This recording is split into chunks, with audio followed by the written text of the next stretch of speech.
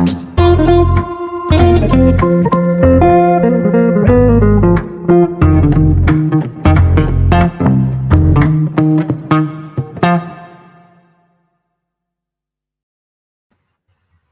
and welcome to The Good Sources, not Q&A show. I'm Dave Pellowe, your host for this evening, and pleasure to be back. And it was also great to have Lyle hosting for us last week, along with Alexandra Marshall and James McPherson, taking care of things. I was, of course, getting ready for the Church and State Summit, which was an astounding success.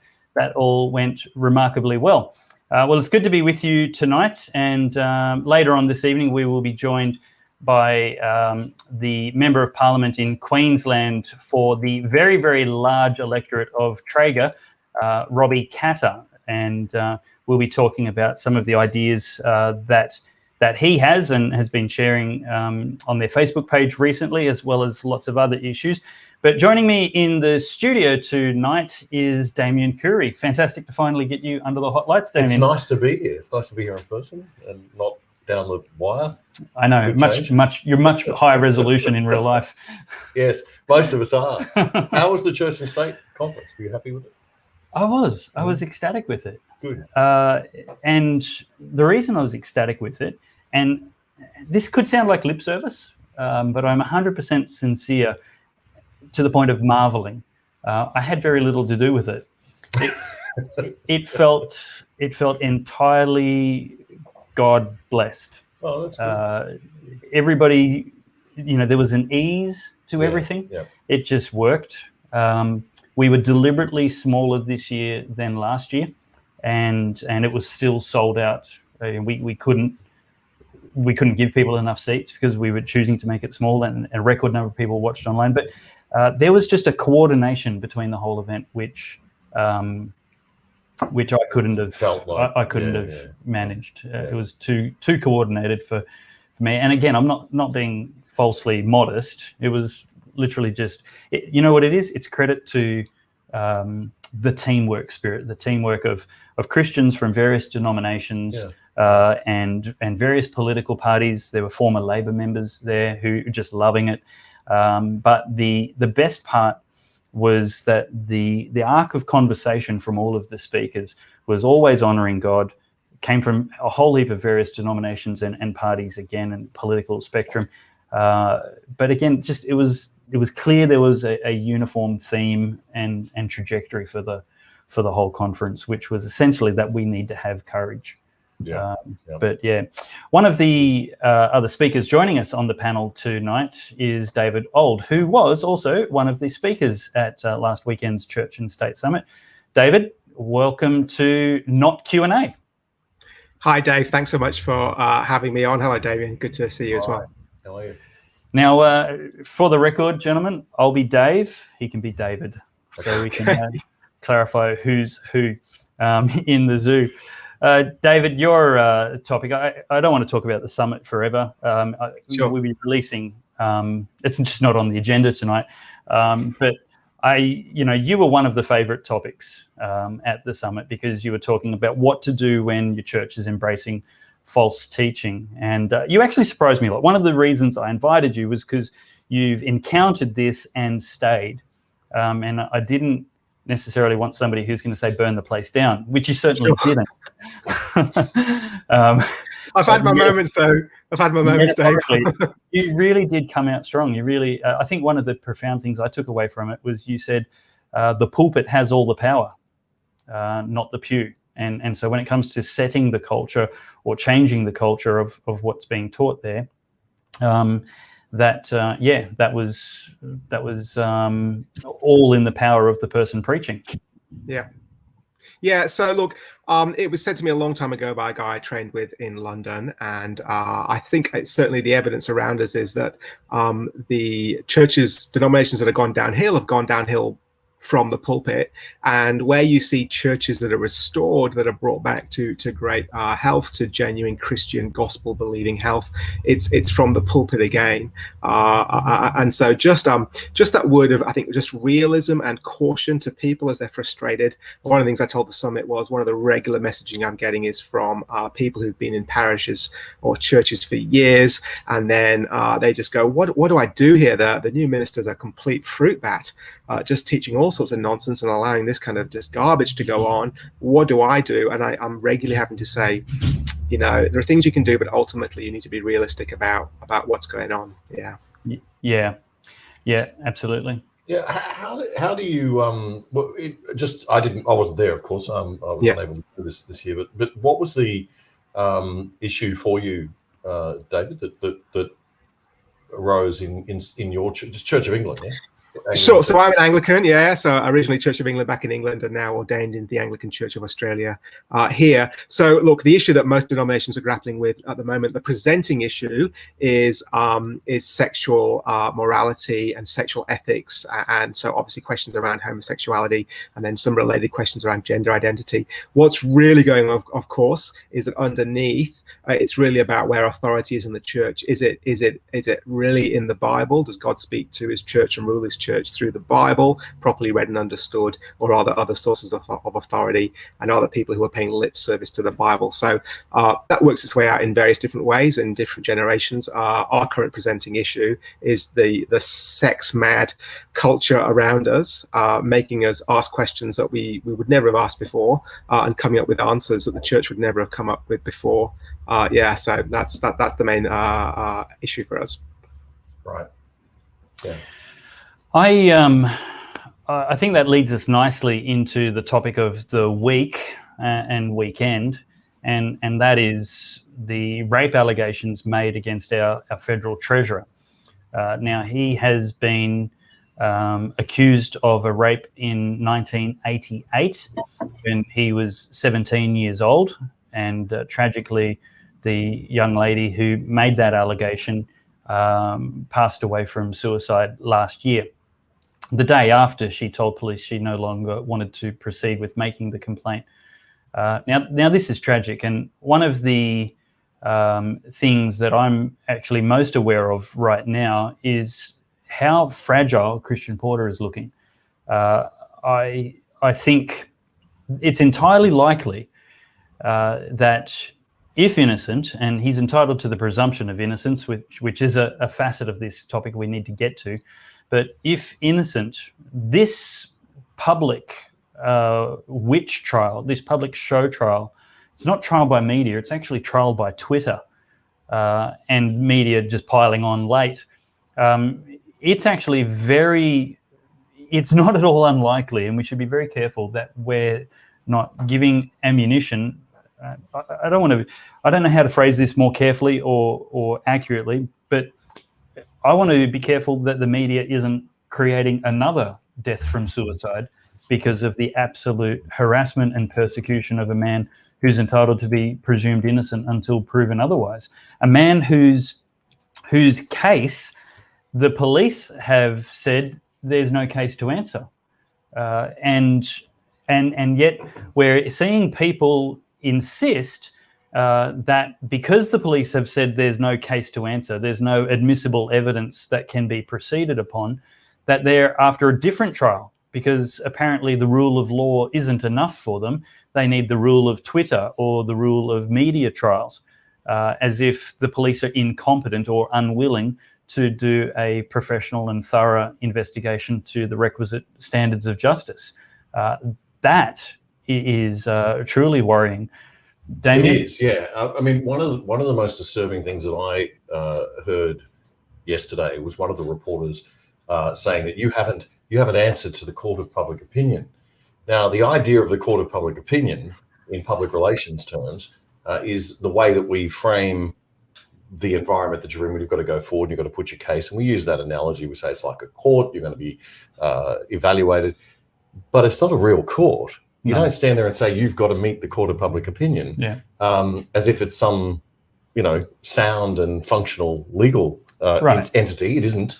The court of public opinion is grossly irrational, highly over-emotional and very, very unreliable. It's the court of mob rule, and it's the reason we have real courts, so that we don't require people to put their case in a court of public opinion, because if we did, we'd wind up with, you know, the Salem witch hunts all over again, which is pretty much where we're at right now.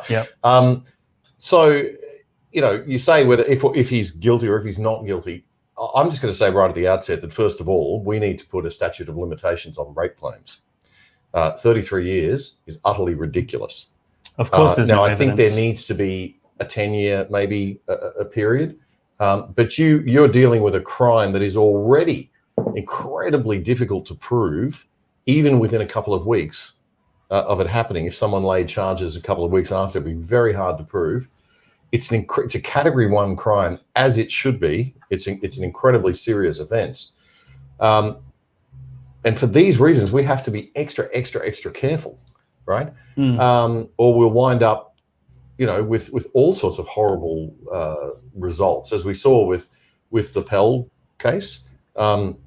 Lindy Chamberlain, and are we going to see it again? I mean, it's just it's appalling to me that we are even entertaining a discussion about something that happened so long ago, I'm afraid. And I think we've really, as a society, got to say, look, what's a fair and reasonable period, and put a statute of limitation on crimes like this. Otherwise, anybody could be accused, and literally anybody. And that's exactly what he had to say in the press conference. Is like, if this is the new standard, we might as well not have an Attorney General.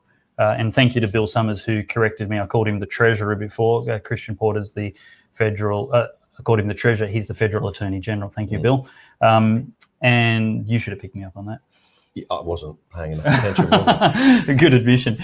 I had somebody on Twitter today tell me that I wasn't interested in the evidence because I didn't want a public inquiry. And I'm like, well, actually, no, sir.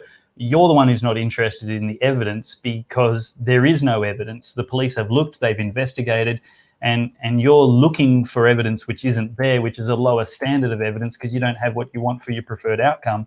David, we haven't even had the presenting of the basic evidence to a magistrate to form see if there's even a prima facie case. So I heard a QC on ABC radio tonight quite bombastically insisting that this was a credible allegation. Now, I did a little research on the QCs, a guy by the name of Jeffrey Watson, and it turns out that he's a pretty, well, he has been criticised in the past for by the Law Council, or one of the law associations, I think the New South Wales one, for saying that he, referring to the bloody Liberal Party during an ICAC proceeding, I think.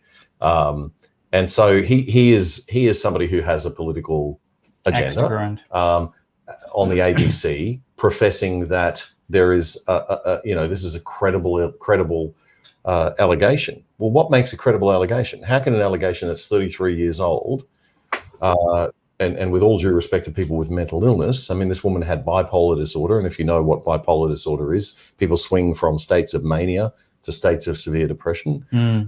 Therefore, in a state of mania, there could be some degree of embellishment or aberration in her perception of the past, considering how long ago it was. So I can't see this as credible. Her parents, a lot of people forget, there's been a lot of deliberate reporting, in my view, omitting the very important fact in that letter, which was that her parents quite clearly said that they had repeatedly said to her throughout the years that they didn't think it was wise for her to go to the police because they couldn't be sure that their daughter wouldn't have embellished the story or embellished the situation. And that hasn't really been widely reported. That's quite critical. ABC Radio this afternoon talked about, again, in the interview with Jeffrey Watson, they were talking about the question of whether or not that embellishment, the question of, I've lost my train of thought now. The question of whether or not the family wanted an inquiry to go on. And then I looked at that, I thought, that's interesting. So the family have said that they didn't want the police investigation, but now they're saying they want the parliamentary inquiry into Christian Porter's situation to go ahead.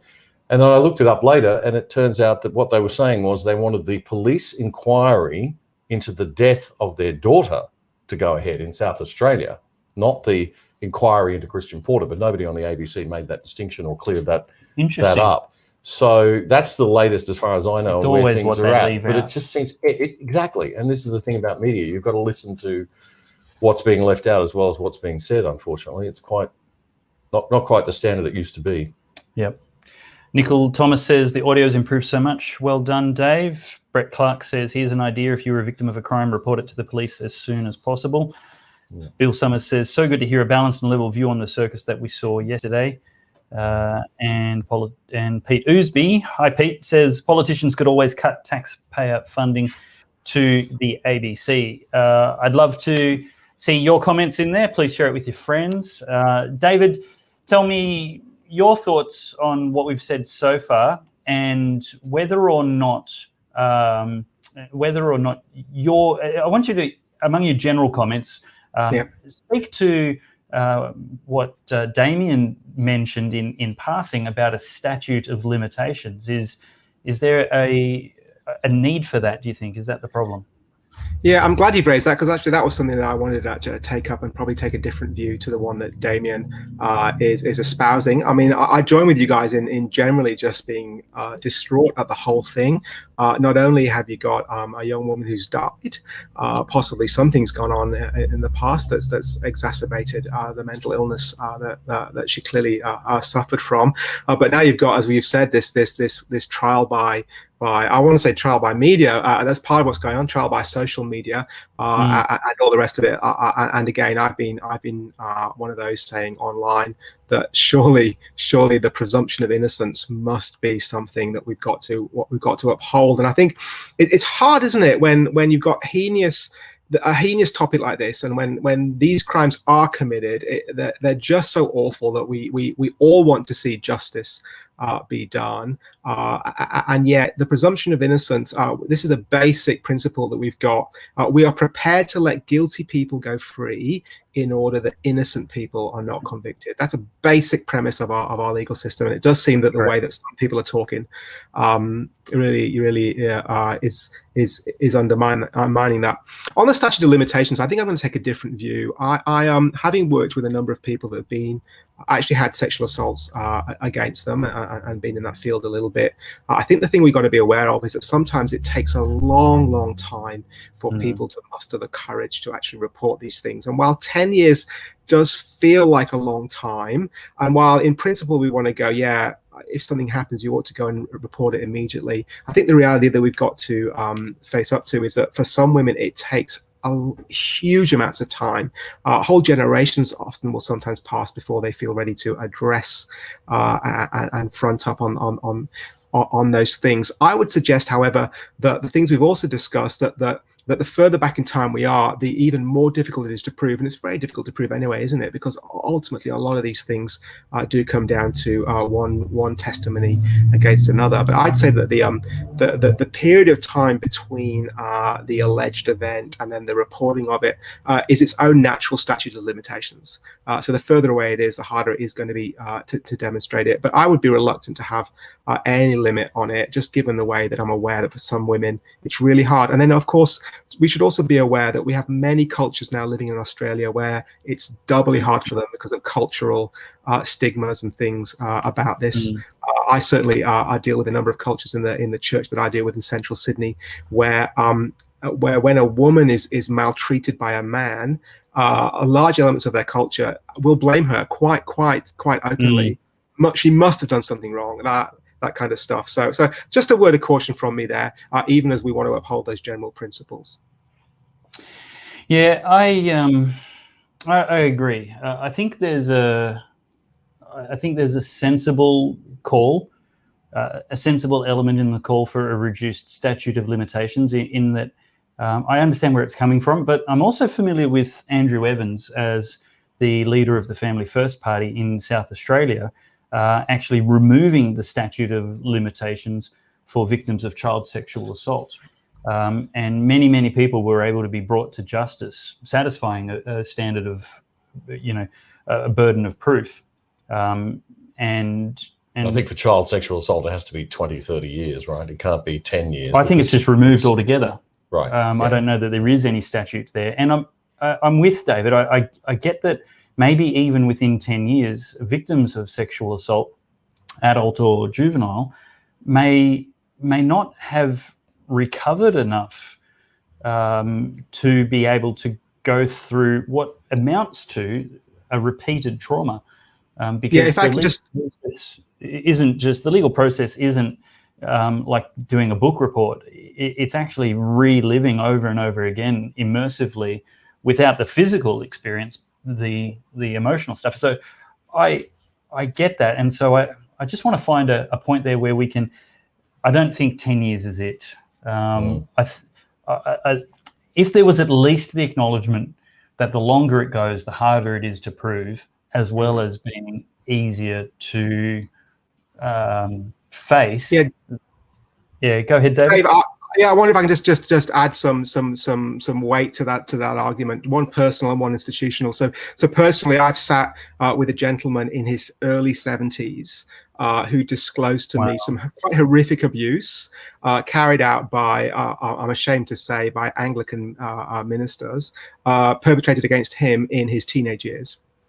And I think I was probably the first person he disclosed that to. Wow. So now the ability to get any justice at that point, those people who did those horrible things to him were long gone. But nevertheless, sometimes it just takes that long, and of course the shame for a man in having that done to him by another man, of course, can often exacerbate that. But also when we had the inquiry recently, the Royal Commission into the responses of institutions to child sex abuse, and a lot of us in religious organizations didn't come out of that looking great. One of the things that we did see there is many people who were talking about their abuse as children, which had happened again decades before, and because of the systems around them, they felt no confidence in being able to report those things. And so we were actually seeing people who were being prosecuted for things that had happened many years before. Most famously, of course, the previous dean of the cathedral at Newcastle, who was rightly locked away for some of the horrible things that he and others did to children. So I just want to urge caution. Our experience on matters like this tells us that sometimes people take a long time. Yeah, I would accept that as a fair rebuke of my call for a statute of limitations. Look, Damian, I'll take it that you've not had to sit with as many people in those experiences. No, I've covered a few long trials. Fair enough. Of various people in sexual assault cases and things like that, and I've witnessed. Well, one of them was the trial of a Catholic priest, but it was a situation where there were multiple, accusers. And the other was, there were a couple of them, but I had a former teacher of mine, actually, that I had to sit through his trial. Wow. Yeah, quite interesting. Did you escape unscathed? Yeah, I did escape unscathed, thankfully. He wasn't my class teacher, but he was a teacher of... for you? No, it wasn't actually. Apart from the revolting nature of the evidence, it was okay. But it wasn't related to anything that he did while he was a teacher. He became a psychologist after that and was abusing people in a different circumstance. But, oh wow! So I have also seen a young man go through hell, being falsely accused by an overly rabid organization, and that case upset me a lot. Seeing a young man being hauled over the coals for absolutely, he says, she says sort of situation. So I do. I mean, it's an incredibly difficult area. It's incredibly. That's, I think, as David said, there is kind of an inbuilt natural statute of limitations with the period of time that passes, right? That you can't find the evidence or you can't get the evidence. I think the lesson surely then is that we just need to be careful on both sides, right? We just need to be careful both looking after those who make allegations and caring for them in an appropriate way. And also we do need to again defend this presumption of innocence, and we need to do that even if there may even be some other stuff that's going on around that's circumstantial or whatever that may indicate it.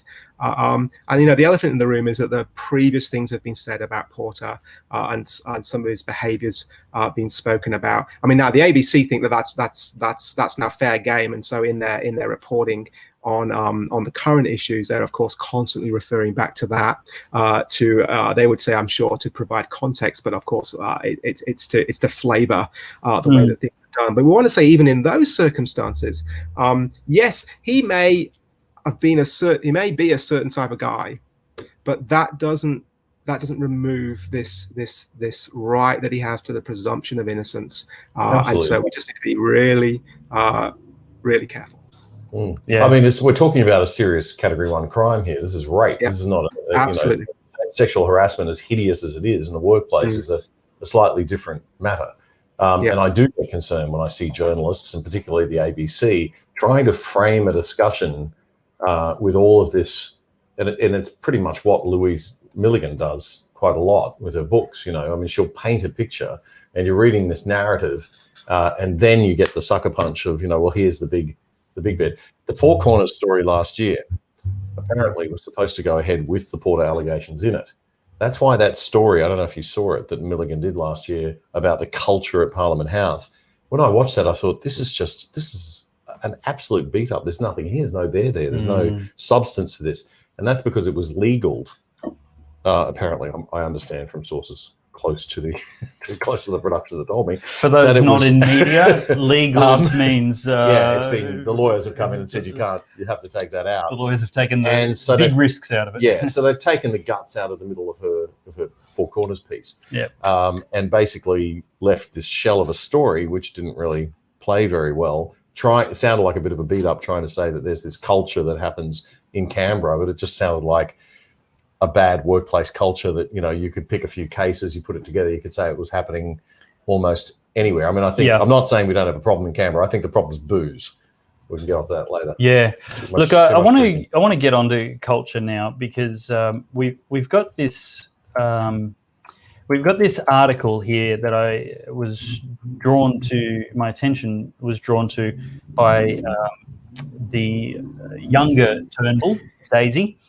And she's written an article saying that parents must talk to their sons about consent earlier and more explicitly. And as you can imagine, as a family of leftists, she's essentially saying that we need to basically tell boys what rape is, what sexual assault is, and girls need to know this as well, because apparently they don't know when a line's been crossed. And I'm reminded of the pagan, absolute idolatrous pagan culture that Israel was before God led them out of Egypt. And then he gave them the book of Leviticus with instructions like, it's a bad idea to sleep with your father's wife. And just other things which should have been really fundamental. So that was obviously a pre-Christian nation. And I'm wondering what Daisy Turnbull's family was like, what her brother was like. Because in my family, teaching my sons what consent means is entirely insulting.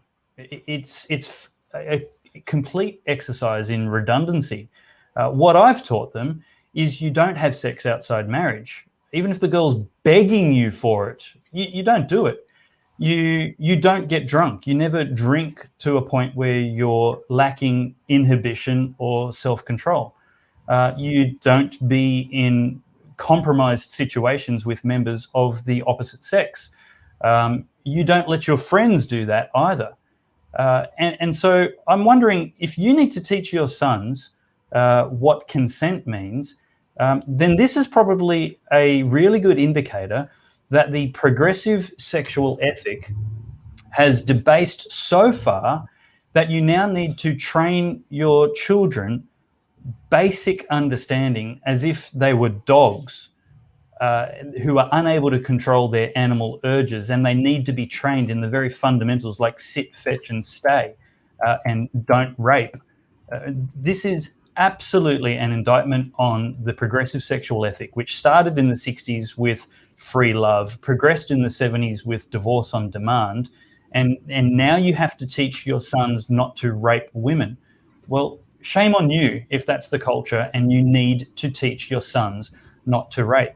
How about we return to the Christian values which made Australia a safe place to be a woman and to raise sons, where we actually respect women, where we treat people not as sacks of meat to be consumed, but as people with not just a body, but a soul and a spirit as well. And loving them means embracing every part of their being and not just one part of their being.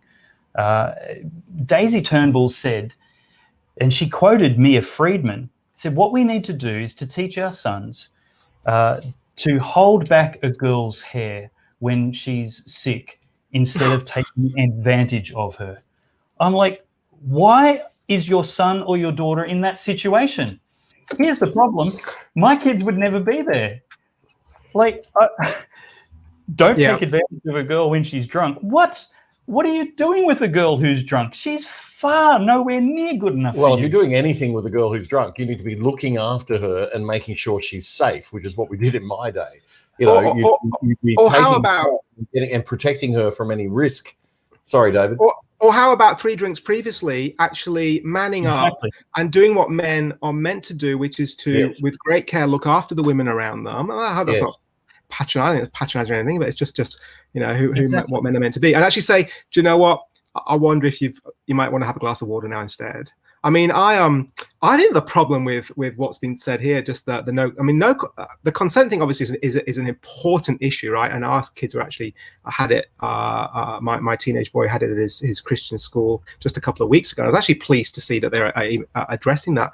But to say that that's it in the way that she said it is actually hopelessly reductionistic, because it's not getting what's really going on, which is that actually, here's what I do with I've got 3 kids, 1 teenage boy, 1 teenage girl. With my teenage boy, what I'm doing is I'm teaching him what being a man is about. I'm teaching him about what I actually say to him, and then hopefully by the way he sees me treat his mother and his sister, I'm going, as men, our job is to look after and care for the women who are in our lives, and we have various degrees of responsibility, but we have a generic responsibility as men towards women, because they are different to us and they are in many ways more vulnerable than us, and that's just your job as a man. Now I want to get you to man up and do that, of which of course consent then is just a given, right? The issues of consent are just a given, but they come within a much bigger package. But what we've got a whole generation that's been raised a different way. They've got everything in the media telling them lots and lots of different things. They're told the whole idea that men have particular roles in respect to women is abhorrent and patriarchal and the rest of it. And then we're surprised, after we've fed them a whole bunch of porn as well, where all these women are sexual objects and willing all the time, then they're surprised that they behave in these ways, because young teenage boys are coursing with hormones, and give them a few drinks and I'm afraid they do dumb stuff, and which is appalling, right? But they're doing it because there's no framework around them to help them, to guide them through those very, very important years. I think if we take that, the very strict conservative position that you take as a conservative Christian, and we sorry to correct you, I'm just trying to be Christian, not conservative. No, I get it. Whether Leviticus is my favorite book of the Bible, we can talk about that later. But hey, it's great if you're coming out of 400 years of slavery in a pagan culture. Fair enough. I would just say that I think that, or feminism, we have a problem. We have deeper cultural problems, right? And I think feminism went off the rails to a certain extent, and we've now said to boys, look, you don't have any place taking care of women. I said in the podcast this week that the genders are equal, but they are different. And even though we might be moving away from typical gender norms of the past, we can't wipe away thousands and thousands of years of evolution and what God has intended for us, as obviously in our physicality and in our thinking. And I think there is a very strong case to be made that men are supposed to take care of women. And what I find interesting in the work of Jordan Peterson highlights this a lot, which I think is fantastic, that men need to be able to feel a sense of heroism. Absolutely. The right word? Absolutely. And so when you say to young men, and Jordan Peterson's made this point a number of times, when you say to a young man, listen, fella, you go out there and you take care of the women around you. You be the one guy in the room who says to the other guys in the room, that's not cool, right? And I'm not talking about it in the patronizing way that the modern feminists do about, stand up and say, intervene and that sort of thing. But being a real man, not an ally, not an ally, be a man, yeah, man up. And we have to get back to that. We have to get back to, we seem to have gone through the "it's okay to cry if you're a man" phase. Now I think we need to maybe say it's also okay to have some stoicism. And stoicism is an interesting philosophy that perhaps we should reflect on a little bit as well. And I hope we're going to start to see a shift, because when you give young boys this idea of this aspirational idea of what it means to be a good man, a good soldier, a good warrior, a good protector, you see them just light up. I don't know if you see that in your work, David, but that was what Jordan Peterson was saying, that young men. Like in the place where I was before my current role, I was a rector in Macquarie Fields, which is right in the southwest of Sydney, and one of the areas of real social disadvantage in Sydney. And the church that I was at had an on-site charity called Break the Cycle Glen Quarry, and part of what they did is there was an on-site chaplain who did a lot of anti-recidivism work, and he worked with men who were at various levels of engagement in the criminal justice system. That's a polite way of putting it. And he developed this course called Sorted, which was a 13-week course that guys would sit down with, some of them because their parole officers sent them there. And these guys were thinking through for the first time what it means to be men. And they'd grown up in a culture where for a generation they had been frankly neutered. And it shocked the way that the sexual revolution had worked out in these far more disadvantaged working class areas. Now, if you're sitting in your apartment in, I don't know, on the harbour in Sydney, sipping your Chardonnay, watching the Queen Mary steam into the harbour, you're probably doing a great job, and actually your situation actually in some sense protects you and barricades you from the effects of the crazy sexual revolution that's going on. You can afford to talk about free love and the separation of sex and marriage and all those kinds of things, because you've got some protection against it. But I tell you what, I went out southwest and I spent years there with people where they were also told, doesn't matter who you sleep with, don't worry about being a dad and looking after kids and all that kind of stuff, and with no protection around them, with no middle class restraint, with no just the protection that a good income and your status in life brings you. There was absolute carnage in households, and then those men who'd been raised or not raised, as it were, in those environments, then were themselves often not raising children. And it was awful. And all of a sudden you see why you've got generations of men who are just messing up because their dads were told not to do what came naturally to them, and then they didn't even know what to do with their own children.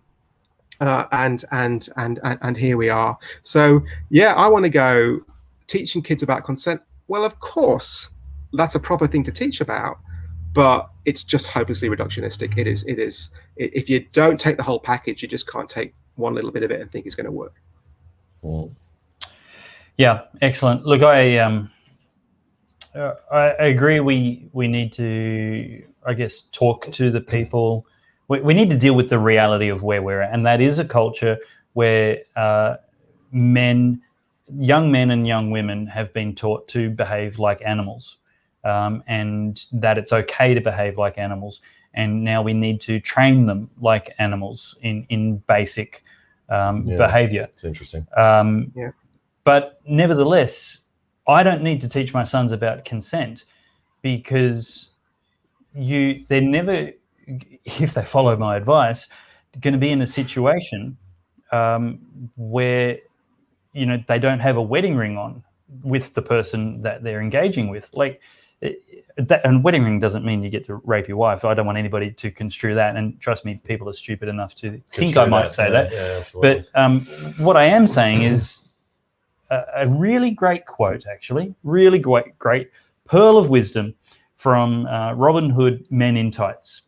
No ring, no ding-a-ling. So that would solve a lot of the problems. Joe Biden. No ring, no ding-a-ling.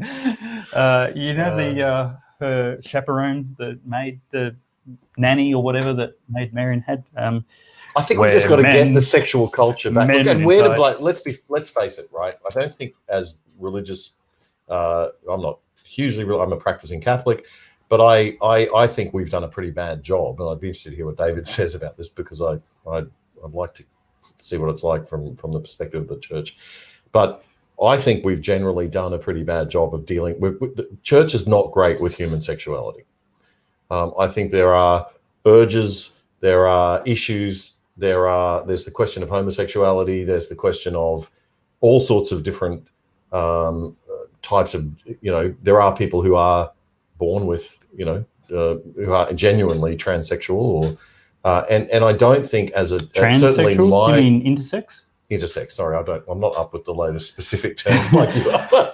Definitions are super important. I really try to ignore sexual politics as much as I can, but it's not easy. But I think that there is a statistical occurrence of biological abnormalities called intersex. Right, there is, and which isn't a sin or immorality. It's like a cleft palate. It's something that needs correction and compassion. Okay, so if I guess what I'm saying is, we haven't collectively dealt with these issues. We've been very strong. I think the church has been very kind of, this is it, that's it, I think society and culture has said, well, hang on a minute, that doesn't seem reasonable. And I think to a certain degree, some of that is okay. What I think we're in a state where I think we've gone now is we've gone so far to this extreme of sexual liberation and being sex positive and all of that sort of thing, that we are really, music videos are pornography now. They are pornography. They are. And when you said a piece of meat, I thought, or animal behavior, I thought to myself, oh, that's a bit much. And then I thought, no, if you have a look at Cardi B's last 2 video clips, it is animal behavior. It's animals. And there is no sense of a connection between your sexuality and your and respect for the other person and love for the other person. So even if we are not going to go right back to saying, absolutely no sex before marriage, although I honor anybody who has that value, you have every right to have that perspective. But even if we didn't go that far back, we've got to at least let's just get the culture back to, we don't jump into bed with everybody we feel like having to, at the drop of a hat. And I would like to think that this isn't happening.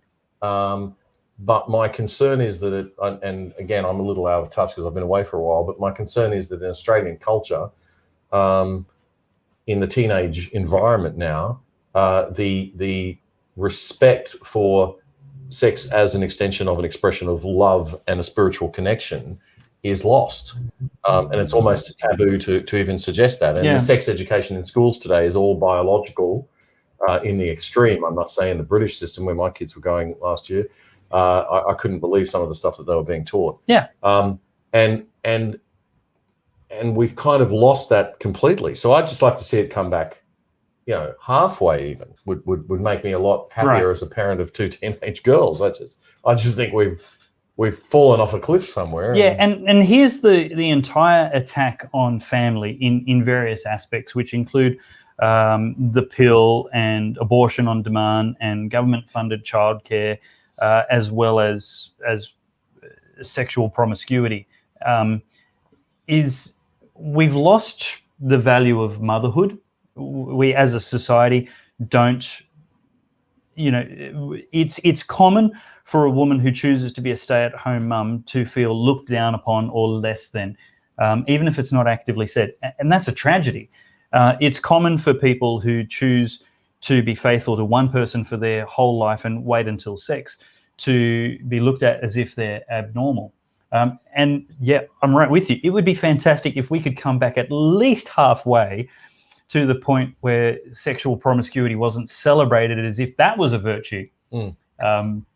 Let's just call it for what it is. It's promiscuity. It's not the ideal way of doing things. I agree with you religion shouldn't condemn people because they've sinned to the point that we write them off and devalue them another way. Yes, which is a lot of what we did in the Catholic Church in the 1950s and 60s. And every other church. You know, we've got to progress from that to the same point. And that's why the pews are empty in the Catholic Church now, I believe, firmly. And you know what? Here's what Jesus said to that.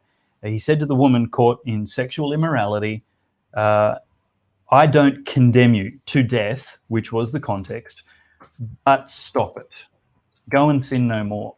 And so if we in the church can say, hey, look, this isn't the best for you, and I'm telling you this because I love you, not because I want to see you killed, condemned, executed for the crime.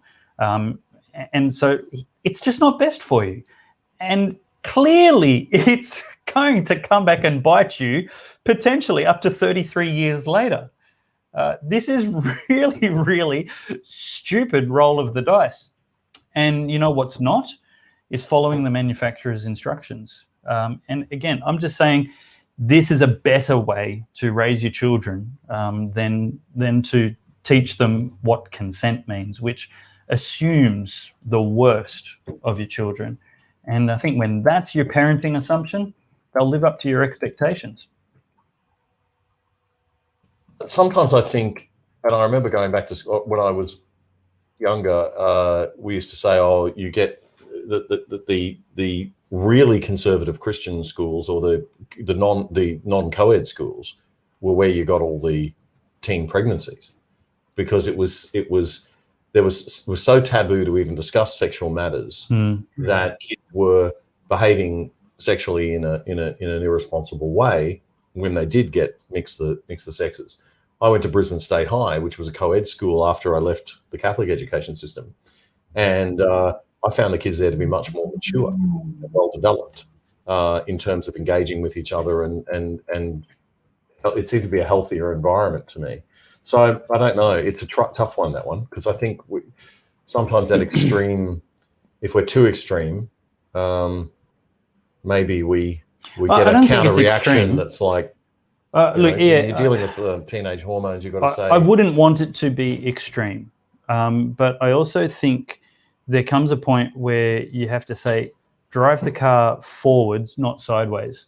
Sure. This isn't to destroy your fun; it's to enhance your enjoyment, and safety, and longevity of enjoyment of this great toy God's given you. Well, Dave, maybe I can take your illustration and just bend it in a slightly different way. I think it's not so much a matter of saying drive the car in a certain direction. I think it's more a matter of we've just not going to be afraid to say, let's sit down and really talk about how cars work. So you can really get the maximum enjoyment out of it. Now, Damian's original question was, as churches, have we got this wrong? Staggeringly so, along with let's just face it as well, much of society. Human beings are always more likely just to like a nice rule than to grapple with the nuances of principles and working that out. And so, especially if you're quite conservative, then it's much easier just to go, don't do that. And just to help you out, we're not going to talk about it either. And that can be because we genuinely want to protect people from bad things. It can also be because we're quite embarrassed ourselves and don't know how to grapple with a topic. And so the Christian position has ended up being, even amongst what I thought was quite sensible evangelical churches that certainly I was in my 20s, is thou shalt not. And then when you get married, thou shalt, and with great abandon and with great enjoyment. And so it's kind of true, but it just doesn't grapple with the complexities of it. And so actually what we want to be doing, I think, from early age is teaching our kids to understand sexuality in a way that's appropriate to them. And then as they keep getting older, keep addressing those things and do it. And I'm with you on this, Dave. Obviously, I'm the Christian minister in the room, but do it in a way that draws upon the truth from the God who made us. Now, what is great about that truth, and I've been working on some material recently with a lady called Patricia Weiraccoon, who's a sexologist, a Christian lady. Lovely lady. great speaker. She's a member of our church, and we're working on some material together for distribution. What's great is to see that actually the biblical principles, the biblical description of what we're like marries up, every pun intended, marries up very, very well with the best scientific research that we have, with what the biology tells us, from everything about the distinctions between the genders and how they are. There are only two genders and how they work, down to stuff about sexual response cycles and stuff. Actually, if you look at the way the Bible says that men ought to be relating to women and vice versa, you can actually see it's actually consistent with the biological understanding of how those things work and so on. So actually, we're one of those crazy sets of parents where we did sex ed ridiculously early with our kids. So they were reading the little cartoon books with the great cartoon characters and the bits added to the cartoon characters as soon as they were reading books. Because we wanted to normalize it, we wanted to get them to understand it, and most of all, we wanted them not to be ashamed of it, so that when they got to the playground and their friends went Willie or whatever it is, they'd go, "You're an idiot. I already know all about this," and get it in a sensible way. So, but I think to answer Damian's early question, we've messed it up royally at times. I think it's through embarrassment. It's often through genuine care. We just don't want people to make mistakes, and so we say, "Don't do that," without grappling with the complexities of it. And I'm just guessing, if we Protestants haven't been perfect, I'm probably guessing on this matter, the Roman Catholics probably aren't competing with us either. Yeah, I go with you. I'm right with you, Dave, and that's definitely the way I've done. I've not taught my kids it's a thou shalt not, and that's the end of the conversation. We're not going to talk about it ever again. Like you, my wife and I have determined, in an appropriate, ethical, pure way, that's not going to totally doom my children to counselling sessions, therapy for the rest of their lives. We've determined to model a healthy marriage. We've had lots of really open, detailed conversations about sex, and very little of it has to do with scripture, and so much of it has to do with clinical psychology, about the brain chemistry, about the super glue effect, the bonding effect between a man and a woman who have sex repeatedly, and how destructive that is to break, especially if you're forming multiple attachments with different people through the biological reality of sexual attachment. That's right. Again, we're not being prudish about it. Yeah. But we are being Christian values about it. And this is not a Christian show. I can't stop being who I am. You're doing it a lot, aren't you? But what I do think is good policy for Australia is Christian values. And so without the because Leviticus argument, it is a good idea to not sleep around for really. And if you want to use the Greens argument, science says. Yeah, well, absolutely. That's what we did. I mean, I'm in my 50s, so I grew up in the 80s. No. So yes, so it's like you just know, right? You know that promiscuity is not going to bring you happiness, and I think even men know that. Try as you may. And I've never known any happy playboys in my life. I can tell you now. Yeah. Most guys I speak to would say by the time they got to sort of 30, it was like, I just want to be with someone that I can sit at home on a Saturday and watch cartoons with and just be myself, or watch movies with, not have to perform. Hey, Dave, while we're talking about what we teach our kids, can we just briefly combat that ridiculous notion that's been going around on a side conversation about this whole topic, that somehow I am victim blaming if I talk to my daughter about wisdom on behavior and perhaps even clothing and other stuff, as though pointing out to her that she ought to be looking after herself and not taking unnecessary risks is somehow blaming her for something that happens. So all I want to say on that one, Dave, is that I will believe the people that say that they actually genuinely believe it when they leave their homes unlocked, when they leave for work, when they leave their cars unlocked, when they leave their computers and phones and wallets just lying around on the street, and particularly if they don't get their own kids to be careful when it comes just to cyber safety as well. In all these different things, dealing with these things, looking after minimizing risk, because there are bad people out there, is never blaming the victim. It's just saying we've just got to be sensible. There are people out there who will do horrendous things. It's not your fault if they do them to you, but we can all minimize risks. It's irresponsible, surely, to think otherwise. Yeah, I wrote an article this afternoon, which is on the Good Source, just dealing with Daisy Turnbull's article. And the lack of wisdom in there, and also drawing into the fact that it's in the week where people, leftists, progressives, were outraged because the Chief of Defence dared to tell his young cadets that there was a degree of responsibility on themselves to behave in a way and avoid situations where they became easy targets and prey. And dress appropriately. Of predators, attractive, alcohol, alone. I think there was another fourth factor, risk factor, that started with A. My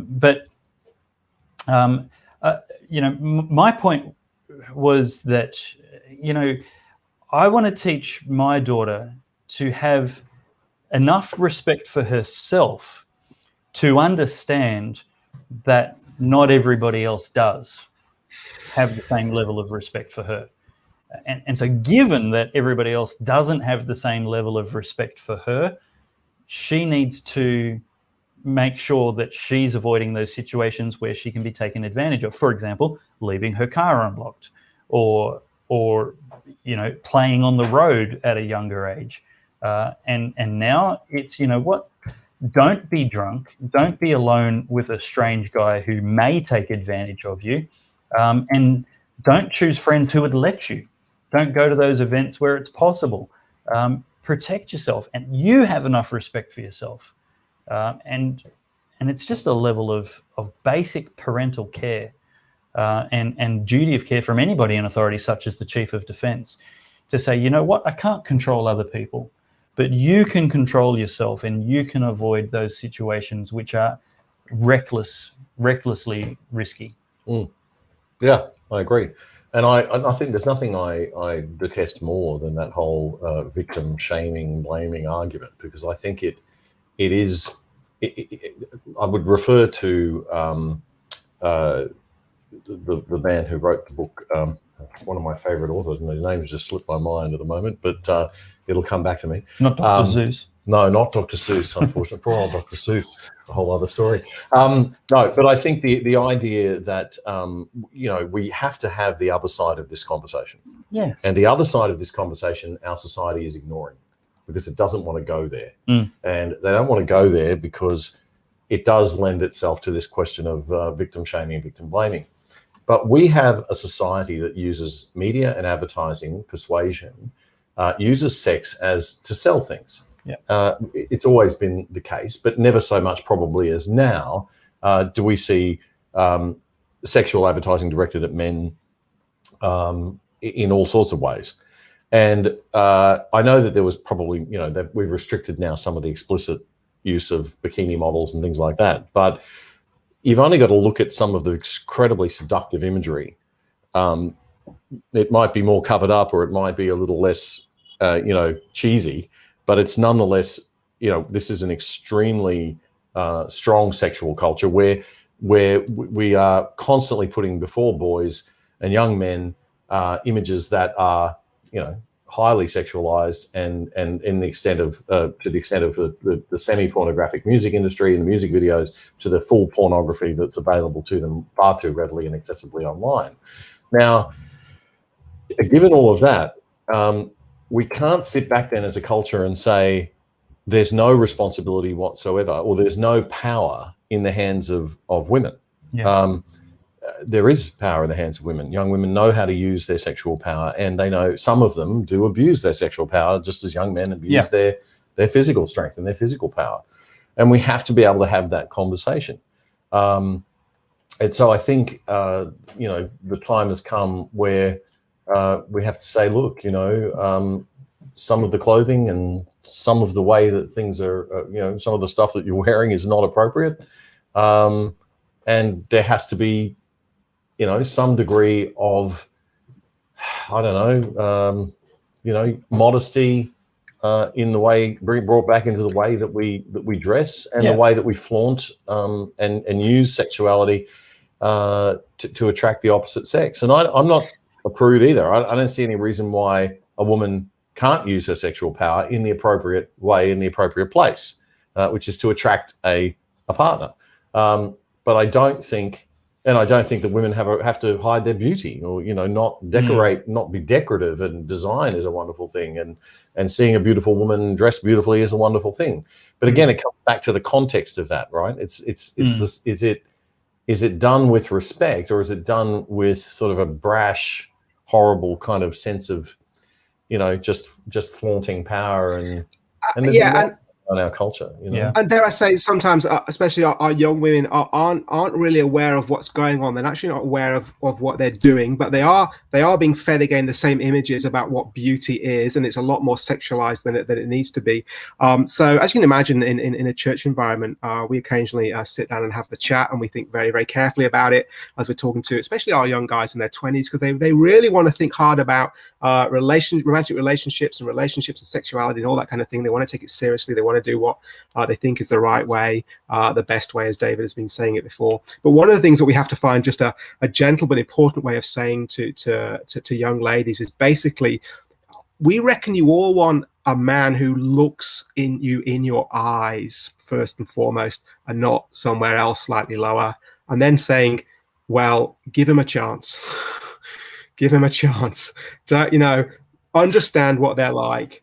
Understand what men are like, understand the power that you have, which, as you said, Damian, can be used very, very powerfully and often in good ways, right? But understand that and be wise about what you're doing, and also recognize why you've chosen to dress in certain ways in the first place. That you're swimming in this culture that says that can't discern between beauty and sexualization. It no longer sees the distinction. We now live in a culture. I credit this term to Steve McAlpine, who's a church pastor in Perth. He calls it not the secular but the sexular culture that we now live in. That's the predominant prevailing influence upon our culture. And the irony is, we as conservative religious types, we get said, "Why are you banging on about sex all the time?" And you just want to go, we're the ones. Really, we're the ones. The reason we talk about it is because you guys are obsessed, and somebody somewhere needs to talk some sense to you. And we have to start having that conversation about female sexual power and the abuse of it. We also have to have the conversation about the abuse of female sexual power in the workplace, because we've had the conversation about men being inappropriate in the workplace, and I think that's hopefully the early Me Too movement, which I supported for the first few months before it got witch hunty. I think that we needed to have that shift. I've worked in environments where there was some pretty revolting stuff going on with men acting inappropriately towards women in the workplace, and just about every other woman you talk to has got one or two stories about that. So there definitely was a cultural problem there, and I'm glad that we've moved forward and fixed that. But I think that now we have to have the flip side conversation, which is that sometimes you will find women using and abusing their sexual power, particularly quite attractive women, and that's where it gets really, upsets the people who want life to be fair, right? Because the reality is that that's another dirty taboo subject that we never talk about, the question of beauty and aesthetics, and the power that beauty brings. So I think, it's just such murky territory, which is why I tend to be a bit of a libertarian and not want government to go into these areas, because I think it's just too dangerous and too muddy. But I think as a culture, we have to maybe look at some of this stuff and talk about it a little bit more. What I want to do now is head to a video that we have, just trying to flicker around here while Matt's multitasking on a million different things. So we'll get ready for this video, but the person we're about to have a brief conversation with is Darren Brady Nelson. He's an American-Australian think tanker, media commentator, and political advisor. He's currently based in Wisconsin, but he calls Queensland home, and I had a chat with him earlier today about his attendance and observations at the CPAC conference. Darren Nelson, thank you so much for your time with us today. You spent the weekend at CPAC. Tell me exactly what is CPAC, and why would the average Australian right of Stalin voter be interested in what goes on at CPAC? CPAC stands for Conservative Political Action Conference, and it's been going, I believe, since the Reagan era, as I understand it. And it is the #1 right-wing conference, not only in the U.S. but in the planet. Now it's entitled conservative, but in the U.S. they usually play kind of a bit loose with the term conservative, so they include libertarians, they include sort of Trumpians, all that sort of thing. So it's a great sort of mix of center right and maybe a bit further right, but nothing too crazy. Now, you mentioned the word Trumpian. That's a new word. What does that mean? Is it got a broader meaning than a blind follower, devotee of Donald Trump? Yeah, I would think so. I think it could include someone who literally just loves Donald Trump and doesn't think too much about principles, maybe just loves his style, his fighting ability, all that sort of stuff. But yeah, look, Trumpian's not well defined. I've written a couple articles on the related concept of Trumponomics. I've written twice for one of the outfits that I write for, which is Town Hall in the US. And it's really an eclectic mix of conservative, libertarian, and populist ideas. Right. But it is surprisingly fairly conservative. It's not like light years different from the sort of things that Ronald Reagan stood for. Not in terms of style, but certainly substance.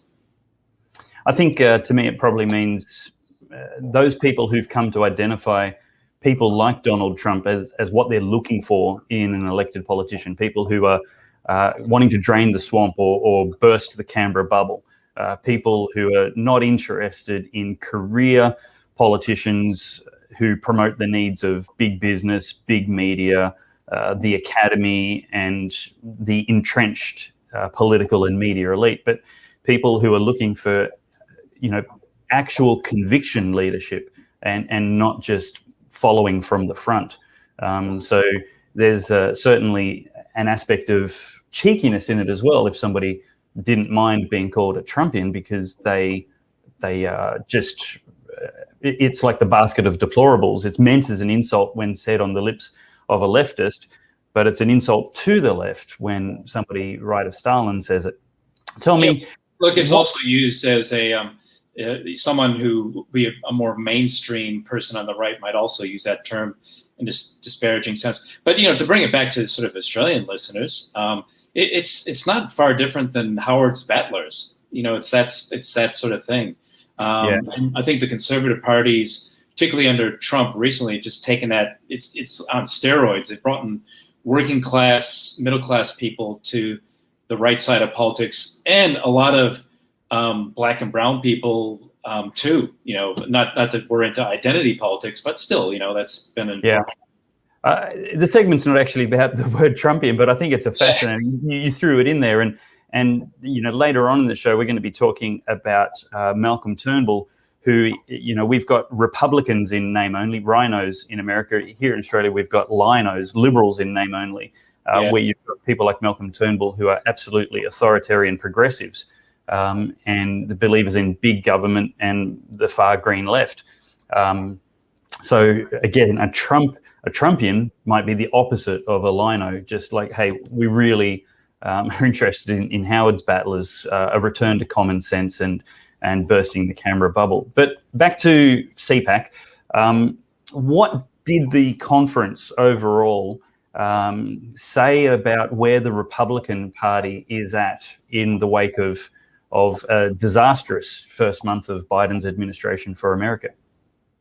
Look, there were a number of themes, and definitely the sort of discussing the future of the Republican Party vis-a-vis Trump was, certainly in the top three.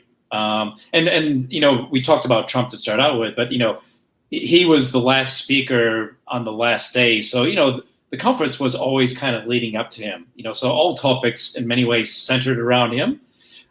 So I think the upshot, being there for the conference and being there for President Trump's speech was the Republican Party is very much the party of not only Donald Trump, but Trumpianism or Trumpism or Trumpers, whatever you sort of like label you want to use. He's fundamentally transformed the party. Sorry to use that sort of Obama terminology of fundamental transformation. This one's a good one because the Republicans, like the Liberals and the Nationals in Australia, have just kind of lingered, trying to be kind of like light versions of the opposition. The Republicans trying to be kind of Democrat light, the Liberals trying to be Labor light.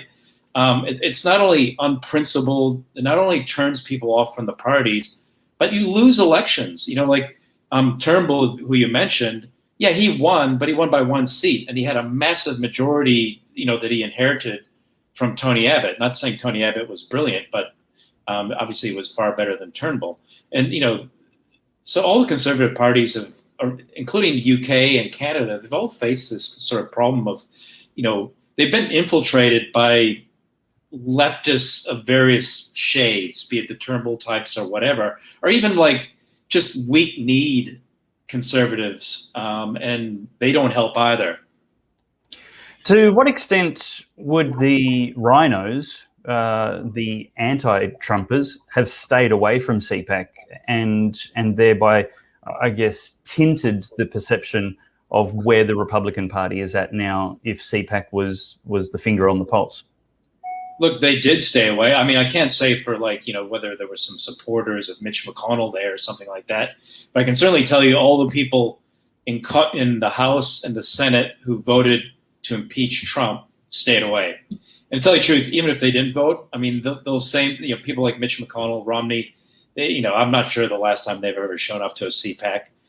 This is really not the speakers, but the people there are very grassroots. The real heart and soul of not just the Republican Party, but the broader kind of conservative and liberty movement.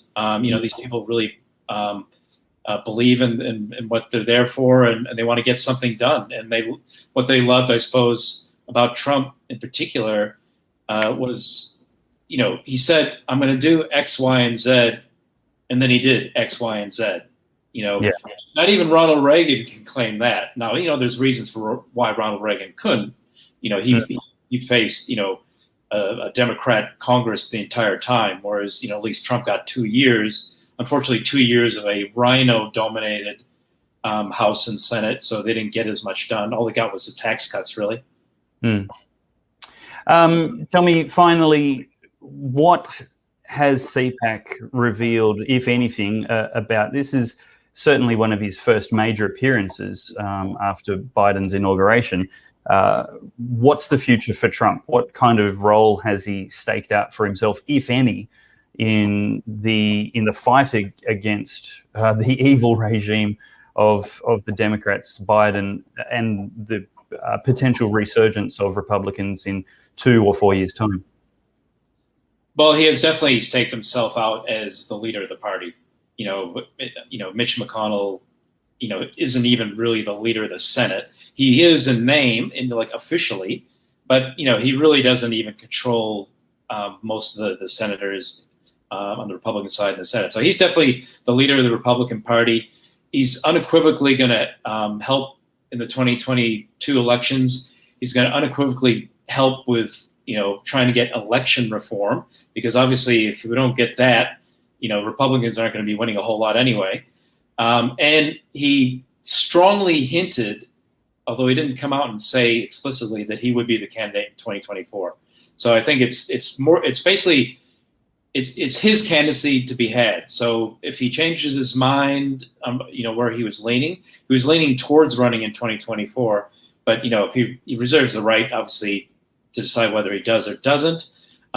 Fortunately, we saw some great potential people who can step in, not as, obviously not the same sort of gravitas or movement as Trump, but, the 2 governors in particular, Florida, DeSantis, and South Dakota, Noem.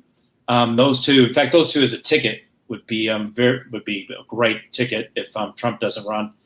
I should mention, Trump's speech largely echoed also kind of the whole conference. By far the biggest topic that was discussed over the 3 days was election integrity.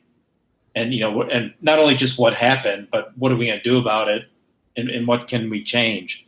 There was also some other great topics. God and religion was probably the second biggest topic.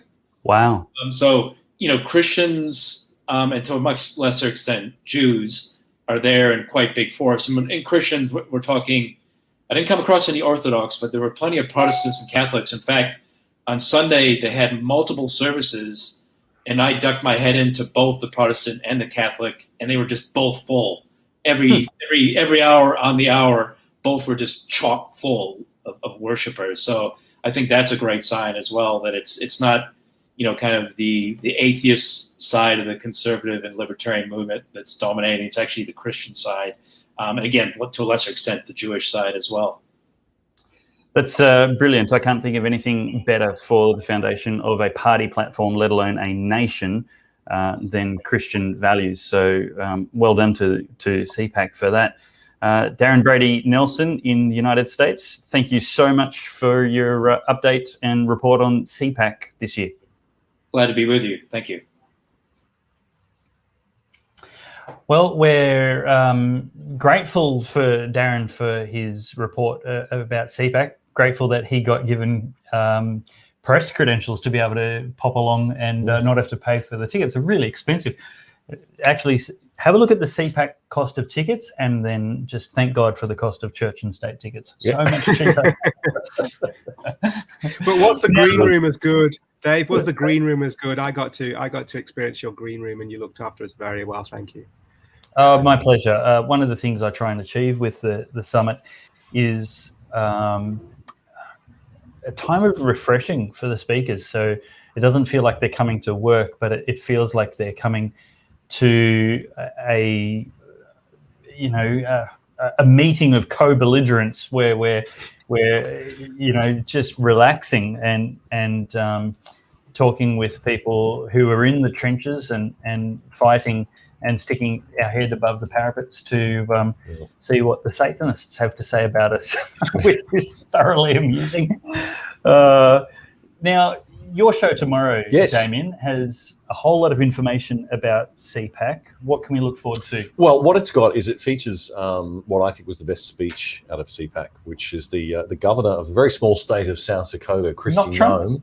It does feature Trump. Yes, we do have some. His wasn't the best speech, though. No, well, I just think Kristi Noem, it was the best articulation of conservative and classical liberal values and thinking that I've heard since this whole COVID nightmare started. Wow. She talks about how she treated her people like adults, how she didn't lock the state down, how she asked people to do the right thing, how she didn't feel it was appropriate to be going and fining people and treating them like children and infantilizing them in the middle of a crisis. Yep. But she took very much to heart the principles of liberty and fundamental freedoms and civil liberties and human rights, and asked people to do the right thing and got fantastic compliance as a result of that without having to go out with a big stick and be all police statey about it. Genius.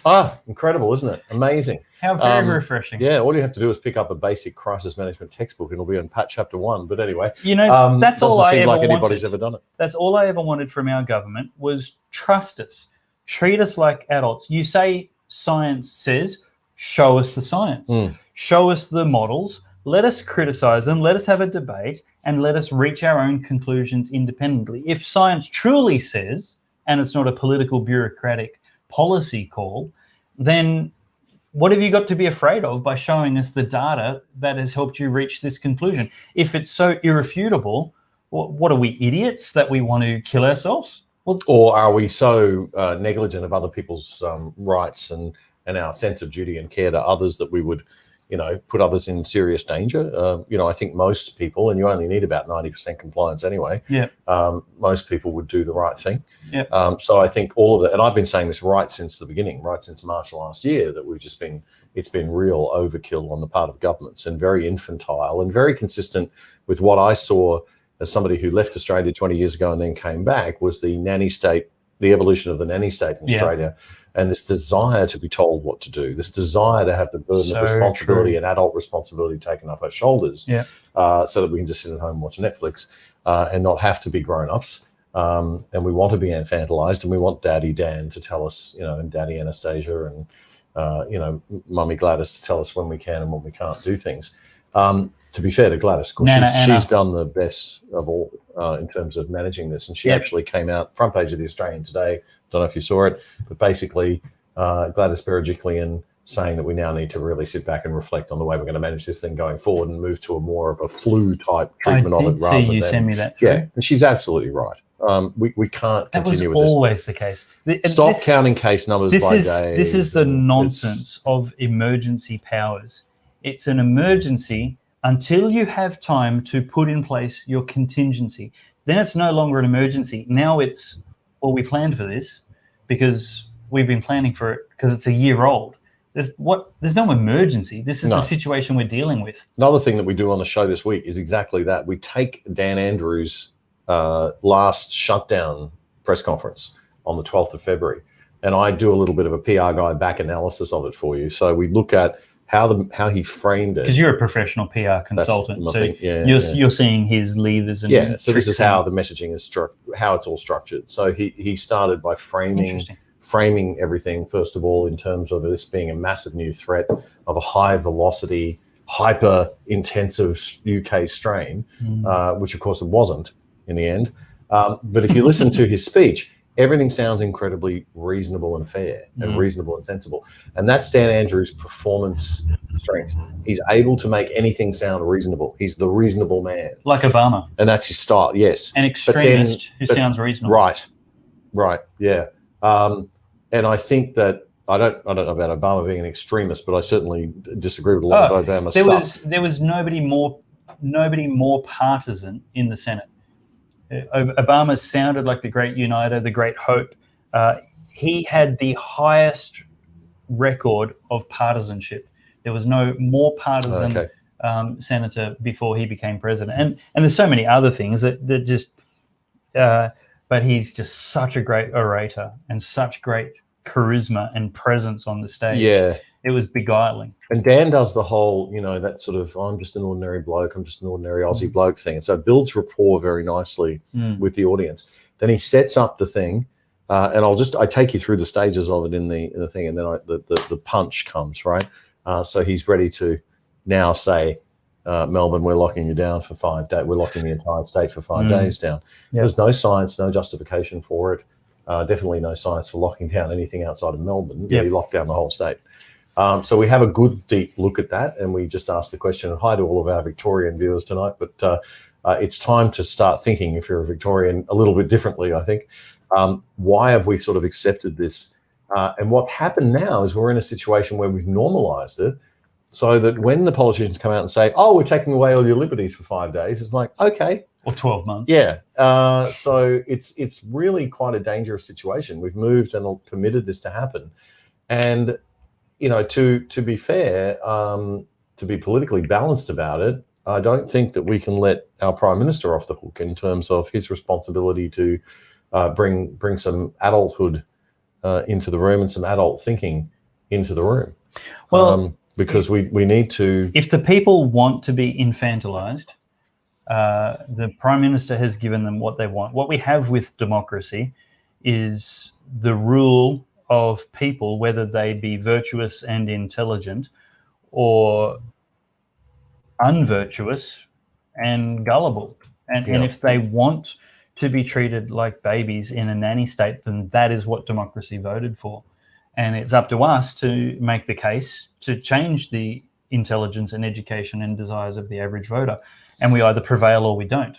And that's why... And I've never heard a better articulation of that from a leader than Kristi Noem and her speech at CPAC. So I'm looking forward to your show, Damian. Do have a listen to it. Yep. David, do you want to weigh in on this topic at all, or just wait till you've heard Damian's podcast tomorrow on the good side? Well, I'm I'm really looking forward to the podcast. That kind of thing fascinates me. As a preacher myself, I'm fascinated by rhetoric and presentation, and I'm well aware that in terms of what we communicate, only about 10% of what we communicate is the raw content of the words. There's loads of other stuff that's going on. That means that communication is an incredibly powerful thing. It can be used for great good or for great evil. Just on Dan Andrews and what he's like and his approach to freedom, I think if any of us who are Christians were under any illusions about what his view on freedom is, and the recent bill that's passed through the Victorian government, championed by him, restricting freedom for people who want to explore transitioning themselves, either whether it be gender issues or of course, most terribly, Dan would say, people who have same-sex attracted and don't want that and want to explore what it might mean to work against that and reconcile those sorts of things to other convictions that they have. They've now criminalized that and criminalized those of us who seek to help them. So that kind of it's no surprise to me that the same guy that promotes that sort of stuff seems to be quite happy with extraordinary restrictions on freedom. And look, I'm like most guys. I think it was quite necessary, wasn't it, for us to have some restrictions put in place? I mean, like it or not, COVID clearly is very dangerous, and the record in other countries shows us that. The fiercely freedom-loving streak of America, as much as we might applaud it in some senses, has obviously also led to a pretty horrific situation in some parts of the United States. Although that's obviously not the whole thing that's going on. It's very interesting, isn't it, that in a lot of the blue states, it's far worse than the red states, despite their crackdowns. But nevertheless, some restrictions are required. But yeah, that general thing now where we're stopping and saying, hang on a minute, is this all required in this way? And should this be happening? And the way it's happening, I think, yeah, I'm totally with Damian on that. I think we need to start asking some questions, and sensible leaders will be sensitive to those issues and find that fine balance between respecting people and protecting them. So what do you think about this question, David, from someone whose mother named him entropic dissident, which is a rather unfortunate birth certificate to have if you have to have one. Even if the COVID-19 lockdowns end soon, are we now more primed than ever to accept a loss of liberties for other reasons in the future? Sorry, Mr. Dissident. Yeah, look, I'm not sure I see it starkly, but I wouldn't be surprised if we have been slightly cooked in the pot on this one, where we get used to things. Most things move in a ratchet effect, don't they? They move up and then they sort of ratchet away, then move up again and ratchet away, and so we get progressively more used to things and the way they move. And that's a reality. We've already talked about that in terms of our own culture's view on sexualization and how we've sort of got used to more and more things that a generation ago we would have thought were outrageous. So we understand the concept. Yeah, I wouldn't be surprised. That's why now is the time just to be asking the right questions. I think we need to be marked by sensible questions. There's some really crazy stuff going on in some fringe areas, and I think we want to be very cautious about some of the argumentation that's been made. And yet at the same time, yeah, some proper, cautious and persistent questioning is important now. Entropic dissident is giving us a laugh, so no offense taken. Wonderful choice.